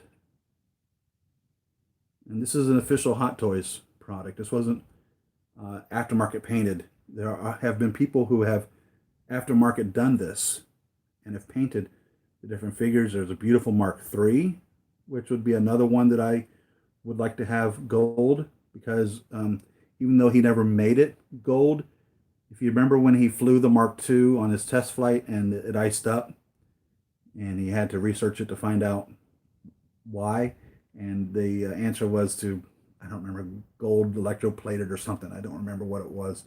And when he did the rendition, Jarvis did the rendition of it, Tony's like, it's a bit ostentatious, don't you think? And Jarvis is like, oh, sir, no, we would never want that, would we? And he's like, throw a little hot rod red on it and call it done. And that's how the Mark III got painted the way that it was. So in all actuality, you could have a Mark III as gold, and that would be perfectly well within the explanation of things. And I have seen, I think it was, I don't know who it was, who made the Mark III as gold, shiny like this. And it looks really good. And I had an opportunity to buy one, and I did not. And it's one of those things where you regret it later. But I'm really happy about this piece. I love this piece. It is a Mark VII, as is a Mark VII, only chromed as the Mark 21 Midas. And again, we don't really get a good shot of it from the movie, so we don't know whether he's chromed or not, in all honesty. So whether the satin finish or the chrome is proper, it's hard to say. Maybe the die-cast, hopefully when they do a die-cast, it'll be even different. But the problem with the Mark 7s and some of the others was this little rubber piece right in here. And also sometimes the wiring will be messed up and the light won't work. But this rubber elbow in here has a tendency to biodegrade and melt and dissolve. So that's why we're really looking to the improvement of these guys. But that's the Mark 21 Chrome. And Mark 21 Midas Chrome. And I love this piece. Love it. One of my favorites. very limited edition. And Hot Toys never tells us what that limited edition is.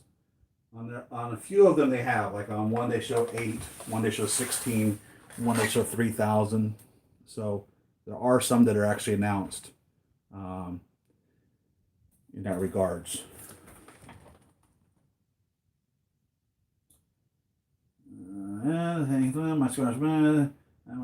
If I could choose one die-cast armor, I would say the Python or Jackhammer.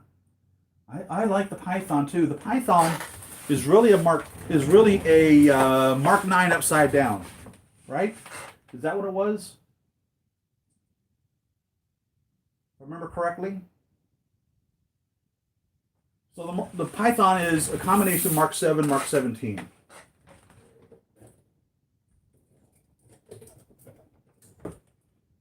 And the Mark IX and the Python are virtually identical except the hip area.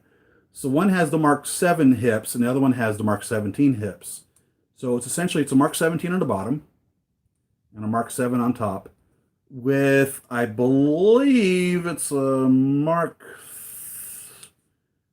I may be wrong, but I think it's a Mark 33 helmet. I may be wrong on that.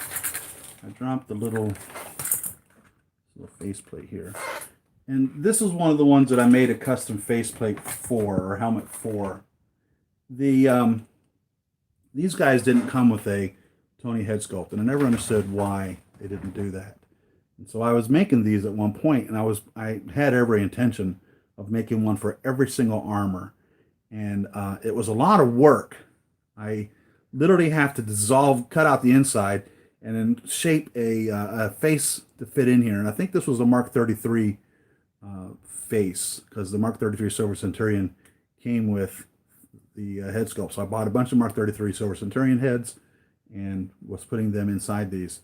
And when I would make them, also the other hard thing was getting magnets. These face plates weren't designed to come off. So this faceplate wasn't designed to come off of this at all.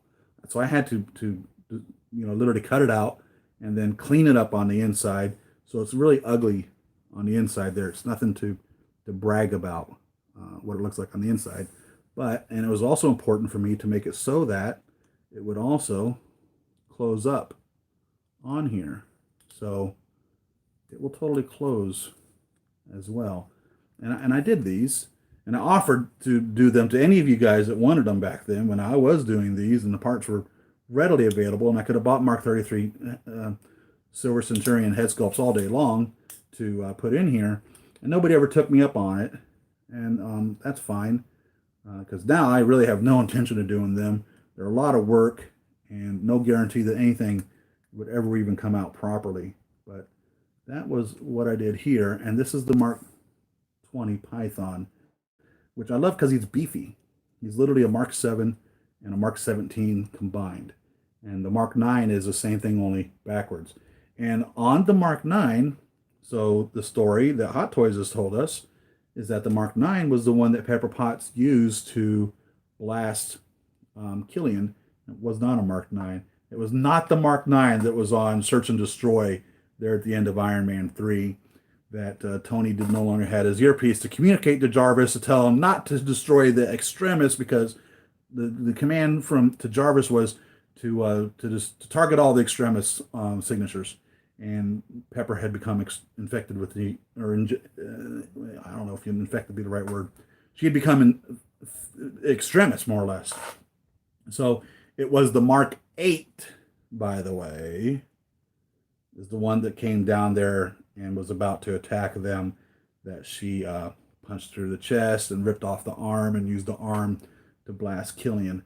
It was not the Mark 9. They sold us the Mark 9 with the Pepper figure and the arm, telling us that was what the armor was. It was not. It was the Mark 8. And the 9 and 8 are very similar. The differences being in the chest is actually Mark 33, and the lower legs is Mark 33, and you can see that as it's flying to you. You can see the chest piece differences and the lower legs. So I'm pointing to this because the Mark 9 and Mark 20 are very similar.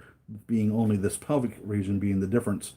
The Mark 20 has the Mark 7 hips, and the Mark 9 has the Mark 17 hips, but the Mark 8, just like this, except it has Silver Centurion pieces here and here. And you can see that as it's flying to you in the movie.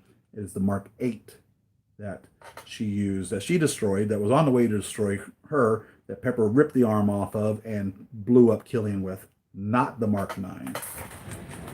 For your information on that. Some of you know that. Some of you did not. Some of you that was new information too. But yeah, I love the Mark 20 Python. I love the beefy ones. He's a beefy guy. And I don't remember, let's see, I don't remember how many of these that I did the helmets on. I see 3 of them specifically here, the Mark 9, the 20, and the 22 Hot Rod. I know I was working on the Mark 26 at one point, and I was working on a Mark 36 at one point also, and never completed them. I also carved out a Mark 42 and made it an open helmet. But that's that. Let's see what have we got here. You excited for Black Widow's solo movie, Hot Toys? I am. Also because supposedly Robert Downey Jr. is cast in it. And what I'm hoping is... So in the comics, when Tony dies, he comes back as a hologram, as an AI. And some of the speculation for the Spider-Man movie was that we were going to see Spider-Man Far From Home, was that we were going to see Tony as an AI. I don't remember there being a Tony scene at all. He had the Edith glasses, but I don't remember there being a Tony scene at all in Far From Home. But Robert Downey Jr. has been cast for the new Black Widow movie. And so a couple of things have come to my mind or thought on that. One would be that possibly we would see him as a hologram.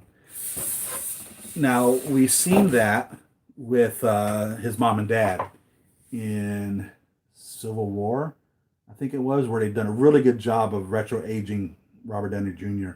because he's been an actor since he was a kid. So there's no problem with them being able to do that. And of course, they did the same thing with Carrie Fisher and with Grand Moff Tarkin in Star Wars, where they brought back people who were dead and not with us anymore, and were able to put them in the movies. And there's been a big controversy on that. So they would have no problem making a hologram of Robert Downey Jr. and having him appear, kind of like he does in the comics.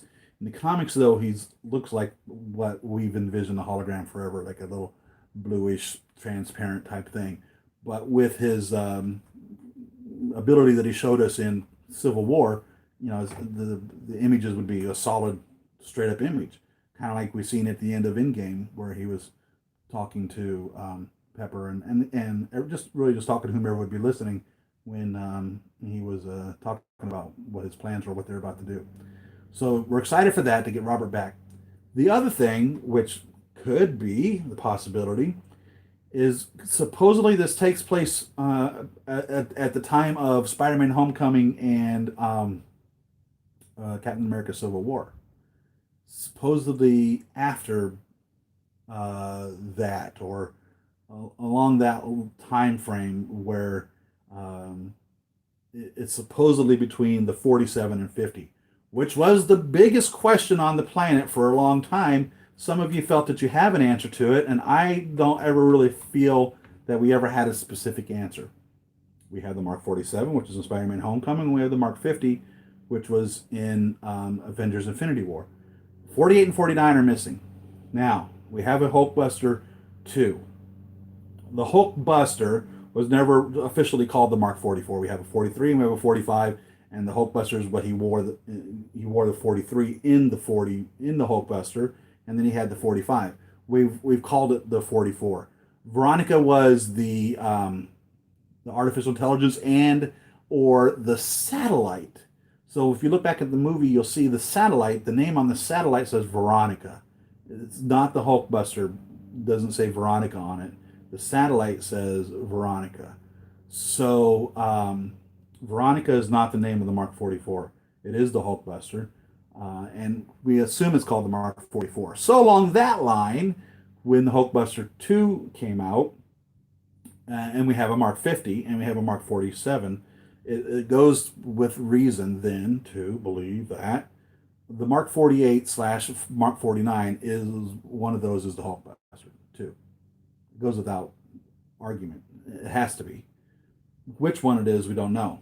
Now, with the release of the Pepper suit, the rescue armor, it says on it 49.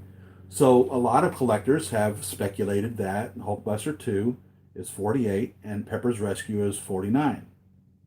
I have a problem with that.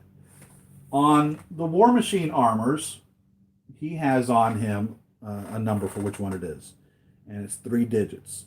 The Iron Man armors, we see with the Mark 42 that he has on it, on the forearm, MK42. Number 4, number 2, not Roman numerals, Mark 42.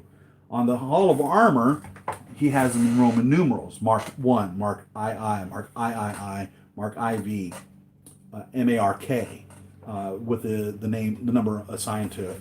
So those are the ways that we've seen Tony number his suits. We've seen him number the War Machines with 3 digits, 001, 002, 003, etc. We see Pepper's suit, the Rescue, 0049, 4 digits. So if that was the Mark 49 that Tony had, why wouldn't it have been 49, Mark MK49, like he did the Mark 42 that we see in Iron Man 3 when Pepper walks in and Tony's sitting on the couch and she goes, oh, so we're wearing it around the house? And she goes, what is that, like Mark 15? And he literally looks at the arm and he goes, yeah, something like that. And it says Mark 42. And that's when we're told that obviously it's gone insane because the last time we'd seen him in an armor, it was the Mark 7. And now he's at Mark 42. So he built all those in the time span in between Avengers and Iron Man 3, which is like a year. He built 30, whatever that is, 42 minus 7 would be 34, 30, 33 armors? Is that right? 36 armors? He built 35 armors. 35 armors. He built 35 armors in a year in between Avengers and Iron Man 3. 35 armors. And you guys, sometimes it seems you're absolutely shocked that he would be on Mark 85 on Endgame. And that was a 5-year time frame. He built 35 armors in 1 year from Iron Man, from Marvel Avengers, where he released the Mark 7, and Iron Man 3. He built 35 armors. From Mark 50, Avengers Infinity War, to Avengers Endgame, 5 years time frame, he went from 50 to 85. It's 35 armors again in 5 years. And that's when we see the Mark 49 at Marvel Avengers Endgame. So if he can build 35 armors in 1 year, he had 5. And he's now doing them with the nanotechnology, where you can just spit it out. I mean, he just thinks of a new design and it's made for the most part, you know what I mean? So I have a feeling that the 0049 rescue suit is the 49th armor that he made for Pepper. So when he said she never wears anything he makes, I think he says that in jest. But he made 49 of them, is my opinion. So back to the Black Widow solo movie with Robert Downey Jr. in it, and the time frame that it's supposed to be cast from, after Mark 47, before to Mark 50. I have a feeling we're going to get the 48 and 49 answer given to us, which I'm looking forward to. And that's my opinion on Mark 48 and Mark 49. So yeah, I'm excited for Black Widow for that reason.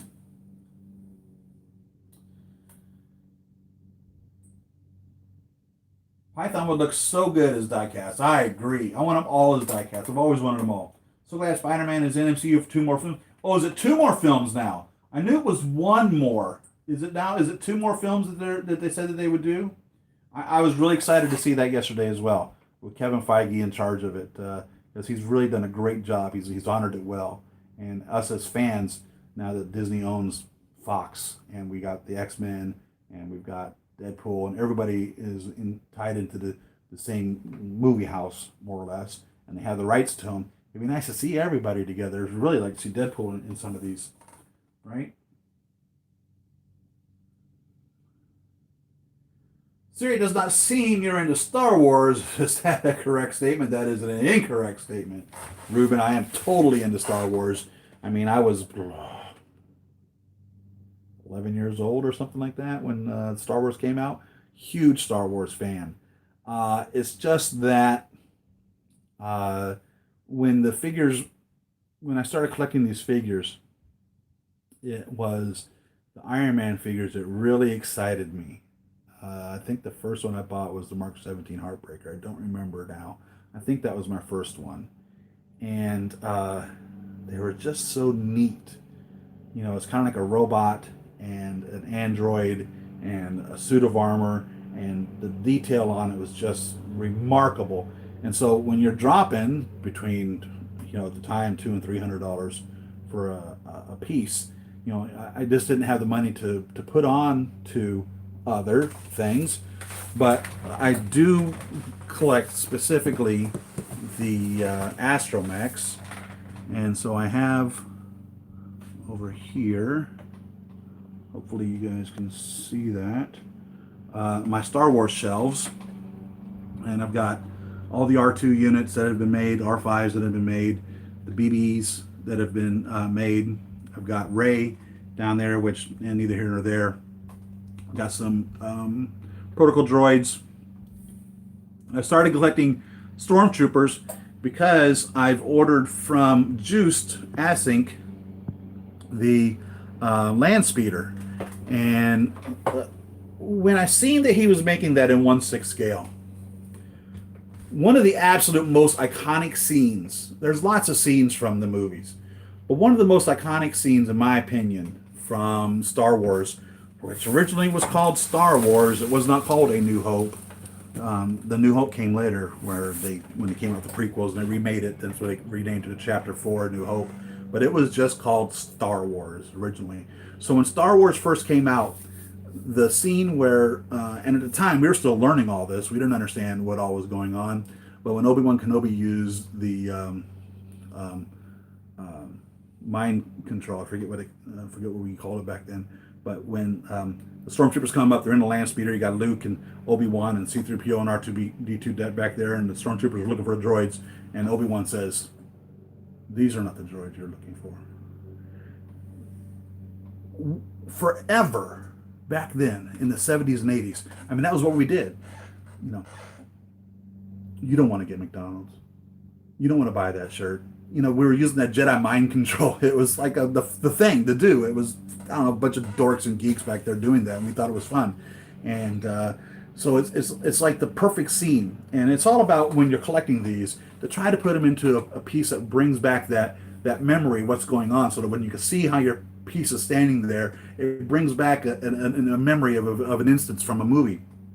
So when I seen that land speeder, I paid for it. I was like, I got to get this land speeder. I'm waiting for it to come out. I think next month is when we're going to start shipping them, is what his intention was. And I'm going to recreate that scene. So I got to get a Luke, I got to get an Obi-Wan, I got to get my stormtroopers, and then I'm going to put an R2-D2 and a C-3PO, and they're going to take up a huge amount of space. And that's going to be the scene. So whenever you look at that, you know, what I would imagine what's going to come to my mind is, these aren't the droids you're looking for.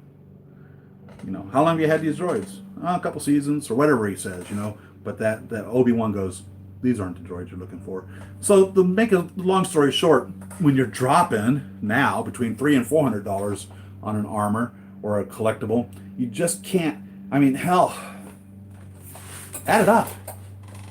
Here's 4 in a month.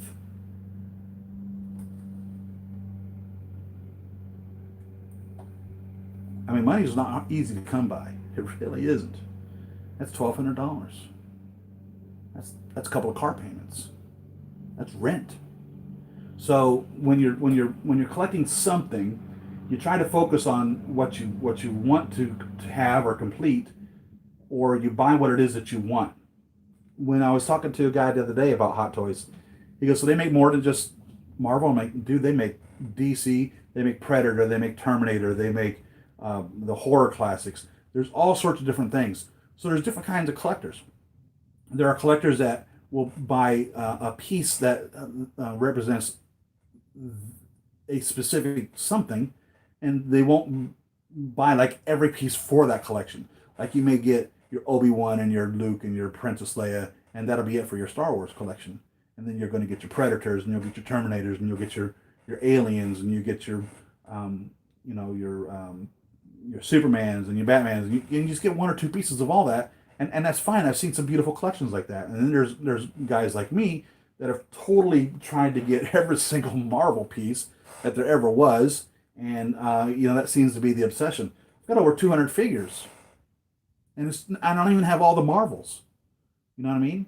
And to say that I don't like Star Wars because of that, well, I'm sorry that you guys would even think that. I'm really disappointed in the latest movies. I mean, really disappointed. I don't know what the hell they were thinking. They just totally took everything and threw it out. I mean, lightsabers now, they can hit you without cutting you. Lightsabers cut through rock, man. Lightsabers cut through hardened steel. They cut through anything, and now you can like hit somebody with them and not cut them into pieces, not sever them in half, not cut an arm off or take off the head. You can hit them with a lightsaber and it bounces off of them. What in the hell is that? You can jump the light speed and fly right through a ship. You cut it in half. I mean, these are things that it's like, what? Don't even get me started with all of that. But no, I love Star Wars. Love Star Wars. Custom glass case for the ceiling. Next step for me. God, what would that cost? Black Widow Civil War. She's the only one I have. Civil War. And she's not a bad one. Not my favorite Black Widow. She is the one that I have currently with the Avengers. And I like her, but she's not necessarily my fave. And she has a different appearance in every movie. So you could literally, it's not like one represents all of them, but she has a different appearance in every one. And this is her from Civil War, and it's a good one. I love all my Black Widows, and she's sexy. And this is the Civil War one, and it is the one that I now have currently as an Avengers.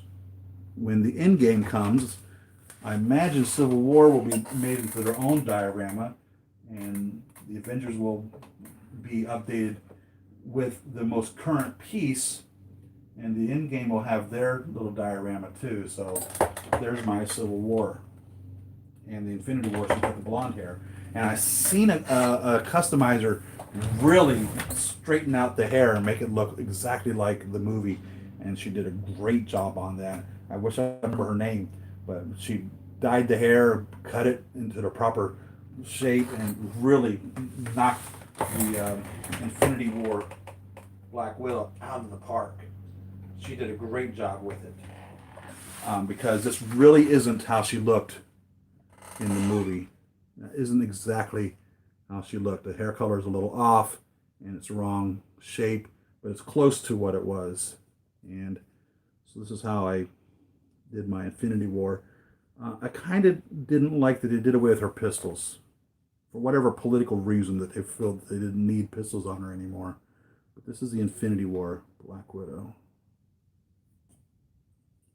And I love them all. Like I said, she's one of the ones now that I'm like, I need to start collecting those. Got to play catch up on my Black Widows. But yeah, she dyed the hair properly and then cut the hair properly, and it's a dead-on likeness from the movie.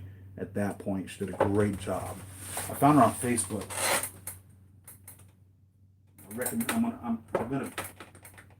I don't know whether she gave instructions on how to do it. I don't know whether I could do it, but certainly is something I would like to attempt or have done. I'll say that. Glass and lighting is great, but it requires space and money. I told myself I would get just one of each figure upgrade to the newest one when out. Sell the old one. Obviously, that didn't pan. Hey, me neither, Rick. I'm with you. And I have so many now. I want to sell some, but I can't do it. I'm with you. 100%. Deadpool, love him. Noble, I'm with you.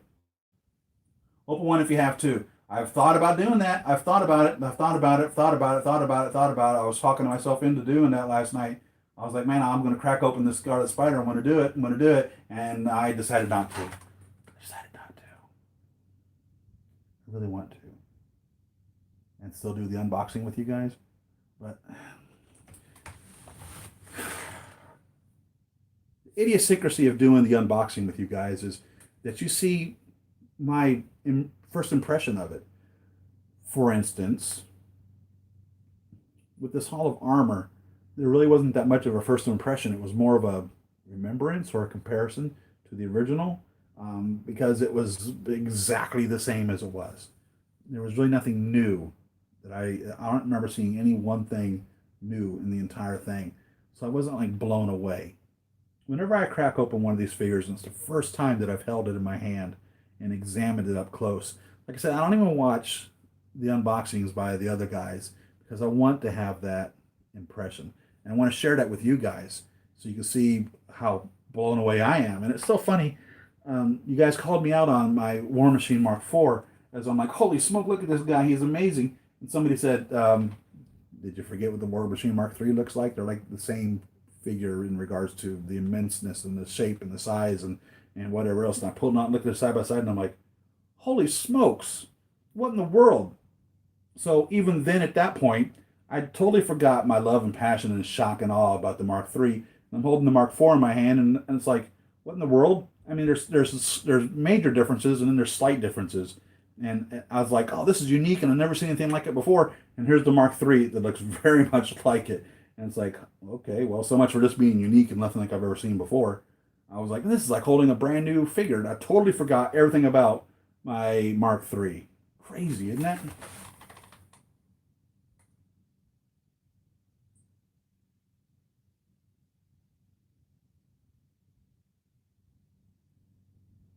Someone listed a D23 Captain America on eBay for $23,000. You know, I've seen the D23 that they were selling, and I guess they sold out in a matter of hours. I guess the only way you could have bought it was being at the D23. I don't know. And as I was looking at it, I was like, well, what's the difference? I couldn't see really what you gain from having that piece over the other pieces. I was like, it'd be nice to have, but you know, when it sold out, I was like, I'm not going to bother chasing one down. Wow. But evidently there's a limited number on those. So I'm on the wait list for Scarlet Spider. I think it's going to be an awesome piece. My first die cast is going to be the Mark VII. Can't wait. What a figure. You are really going to be, Giovanni, you're going to be blown away. I can't imagine for 1 second that you wouldn't be. Obviously, no one has the Mark VII die cast yet. We can't say specifically what it's going to be like. But I can say the Mark VII, which is exactly the Mark 21, is a great piece in the first place. And the Mark VII diecast is, I hope it lives up to the hype. But geez, what a piece. I think you're really going to be blown away when it comes. Whenever it comes. A few months down the road, it's going to be here. I think you're really going to like it. And yeah, diecast all the way.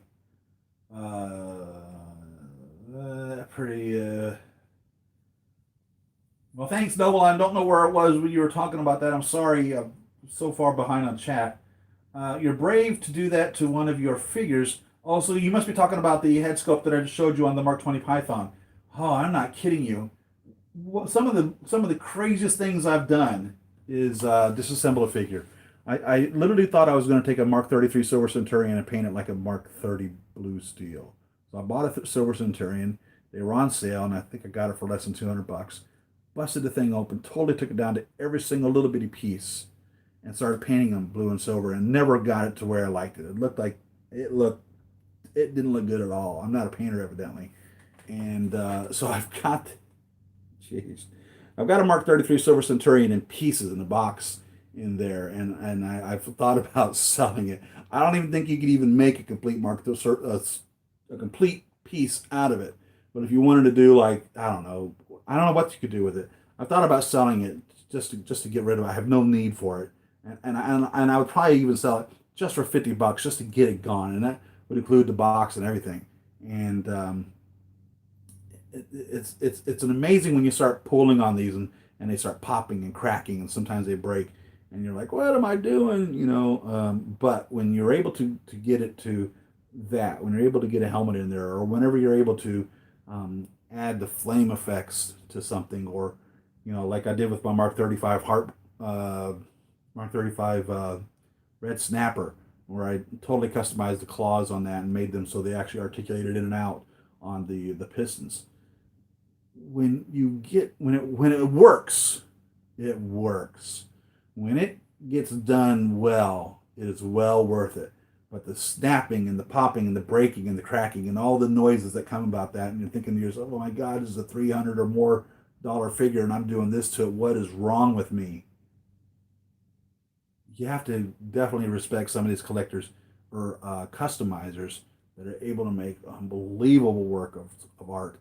Sam Kwok is one of them out in Hong Kong. He does an amazing job. There's a lot of guys out there that I've seen do amazing work in customizing some of these pieces.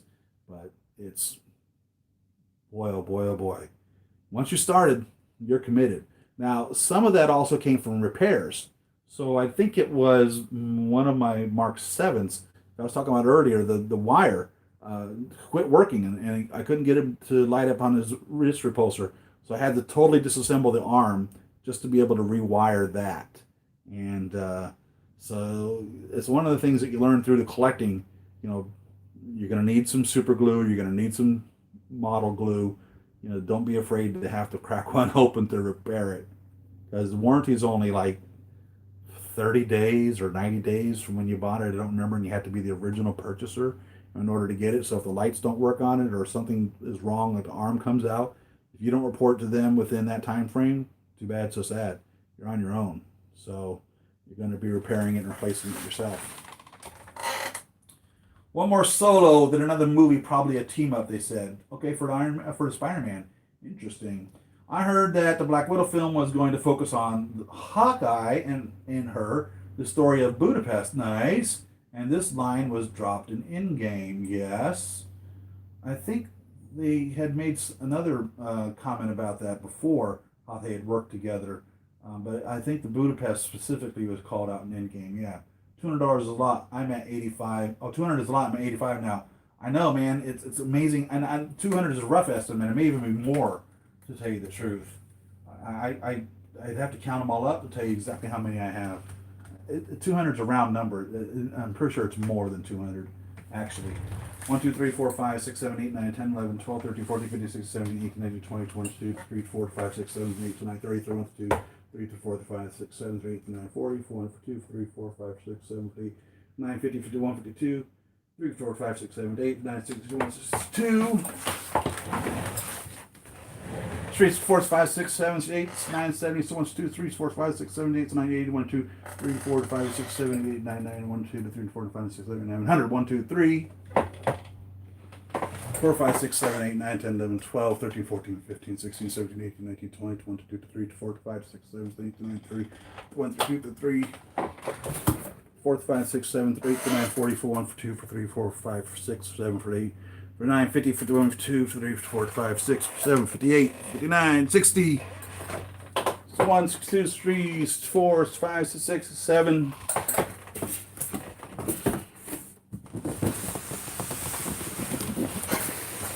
68, 69, 70, 1, 2, 3, 4, 5, 6, 7, 8, 9, 80, 81, 82, 83, 84, 85, 86, 87, 88, 89, 90, 91, and then the other room I have 92, 93, 94, 95, 96, 97, 98, 99, 100, and then the Avengers in there is another 7, so that's 207. There you go. There's the count. Jeez. Don't remind me. Deadpool killed a dude in the comics for liking the prequels better than the OG trilogy. I guess you would kill me a while. Episode 5 is my favorite Star Wars movie. The prequels are my favorite. Really interesting. Collecting is tricky as when you first get into it, you want it all, but as you begin to run out of space and you realize figures are not going to stop being released, you become picky really quick. Super excited for Mysterio, but 2021, one I'm like, why? The ones that blow my mind why they take so long are the ones where like Spider-Man, the re-release of that, the movie edition or whatever they call it. It's this piece again, and we're still waiting for it. What the hell are they doing? They're not even including all the pieces with it. It's already been out. It's out, and all I got to do is just crank the machines back up, throw them in a box, send them out. What the hell are we waiting on? For real. When the bank asks after you order figures, what did it cost? Oh, jeez. Oh, my goodness. Where's the rest of this? Where are we at? I lost the chat. When the bank asks after you order figures, what did it cost? I say everything. Oh, my God. We'll talk you into it. Hey, Siri, morning. Morning, Robert. I'm afternoon. You're in the afternoon time. And I chose 7 o'clock in the morning only because it was a good time for me to wake up. I figured a lot of y'all would be up because I'm here on the West Coast. I don't even know if this is really the best time for all of y'all, but I'm glad to have you. So that's why I'm here. And I appreciate some of you are like on the other side of the world where it's like 7 o'clock at night.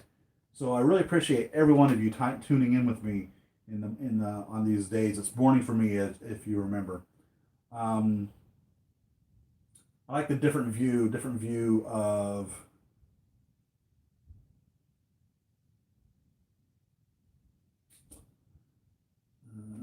I wish to buy directly from Hot Toys, not Sideshow. That's the difficult one there. Secret Base is where you would get that, and you'd have to be buying from Hong Kong resellers. Jovany, are you going to get the War Machine Punisher? I do have that on order. And if so, where are you gonna put it? Jovany, thank you. I have no earthly idea. A lot of times in the collecting of these, a piece will come out and you'll say, I really don't have any passion for it. I can't associate with the character. They don't have the room for it. They don't have the money for it. And you pass on it. And then later on, something happens where you say to yourself, what the hell was I thinking? I really should have got that. That happened with me on several of these, but most recently, well, I don't even know if that's even true about it, most recently, would be the Frank Castle Punisher from the Netflix television series. I passed on that, and I regret it. I totally regret it. I have the Daredevil from the Netflix, and love it. And I will be getting the Punisher / War Machine, which isn't part of that time frame. But man, oh man, oh man, I wish I'd got that Netflix Punisher. And I'm going to have to track it down. And I think he's selling for a lot. Hey, by the way, he's selling for a lot more than what Hot Toys and Sideshow sold him for originally. So yeah, I'm going to have to track him down. And I'm definitely not passing on that War Machine Punisher. And that's kind of what the goal is now, is try not to skip any figure when it comes out, because it's been more often than not. I can only think of a couple of instances where I bought a figure and thought to myself, why did I buy this? I really have no need for that. And I sold one of them, and I don't even remember if I made a profit on it after all the transactions and the fees and the shipping and the tax and everything that was paid on it. I don't know if I even made out on reselling it. I don't think I did. But for the most part, it's rare that I've ever bought a figure and regretted getting it later. So I definitely have the War Machine Punisher coming. And where he's going to go is down there where the Daredevil sits. And if I had the Netflix Frank Castle Punisher, he would be with him as well. And it's also kind of like the Ghost Rider. You know, I didn't get that figure either, and I don't know whether I regret that currently or not. But I do regret not getting the Netflix Punisher. I really wish I'd gotten that. That's going to cost me. I'm going to pay for that. And that is funny about him killing somebody for liking the prequel. It's totally a Deadpool action, though. Hey, Siri, I'm a Hot Toys villain collector. Whoa. And I'm really trying to decide if I should get the new homemade suit so I can get the drone and have it with Mysterio and then sell the homemade suit. You know, say, well, let me say that. It's funny because when I seen the homemade suit, which I ordered with the drone, I pre-ordered that. All right, so we had a little blurb there. I bought it only because of the drone. Literally, I wish that they would sell just the drone. And so you and I are here on the same page in that regard. I already have the homemade suit, and you don't want the homemade suit. So when I ordered that, I was like, gosh dang it, I really don't need this homemade suit. I'm wondering if I should sell my homemade suit and just be without a homemade suit until the drone comes. Because in all honesty, the homemade suit appearance in Far From Home is so minor. It's not even really, it's a non-thing. You know what I mean? So I was under the same impression of just selling them a homemade suit. And I don't even know what to do at this point. So I can't give you any advice on that.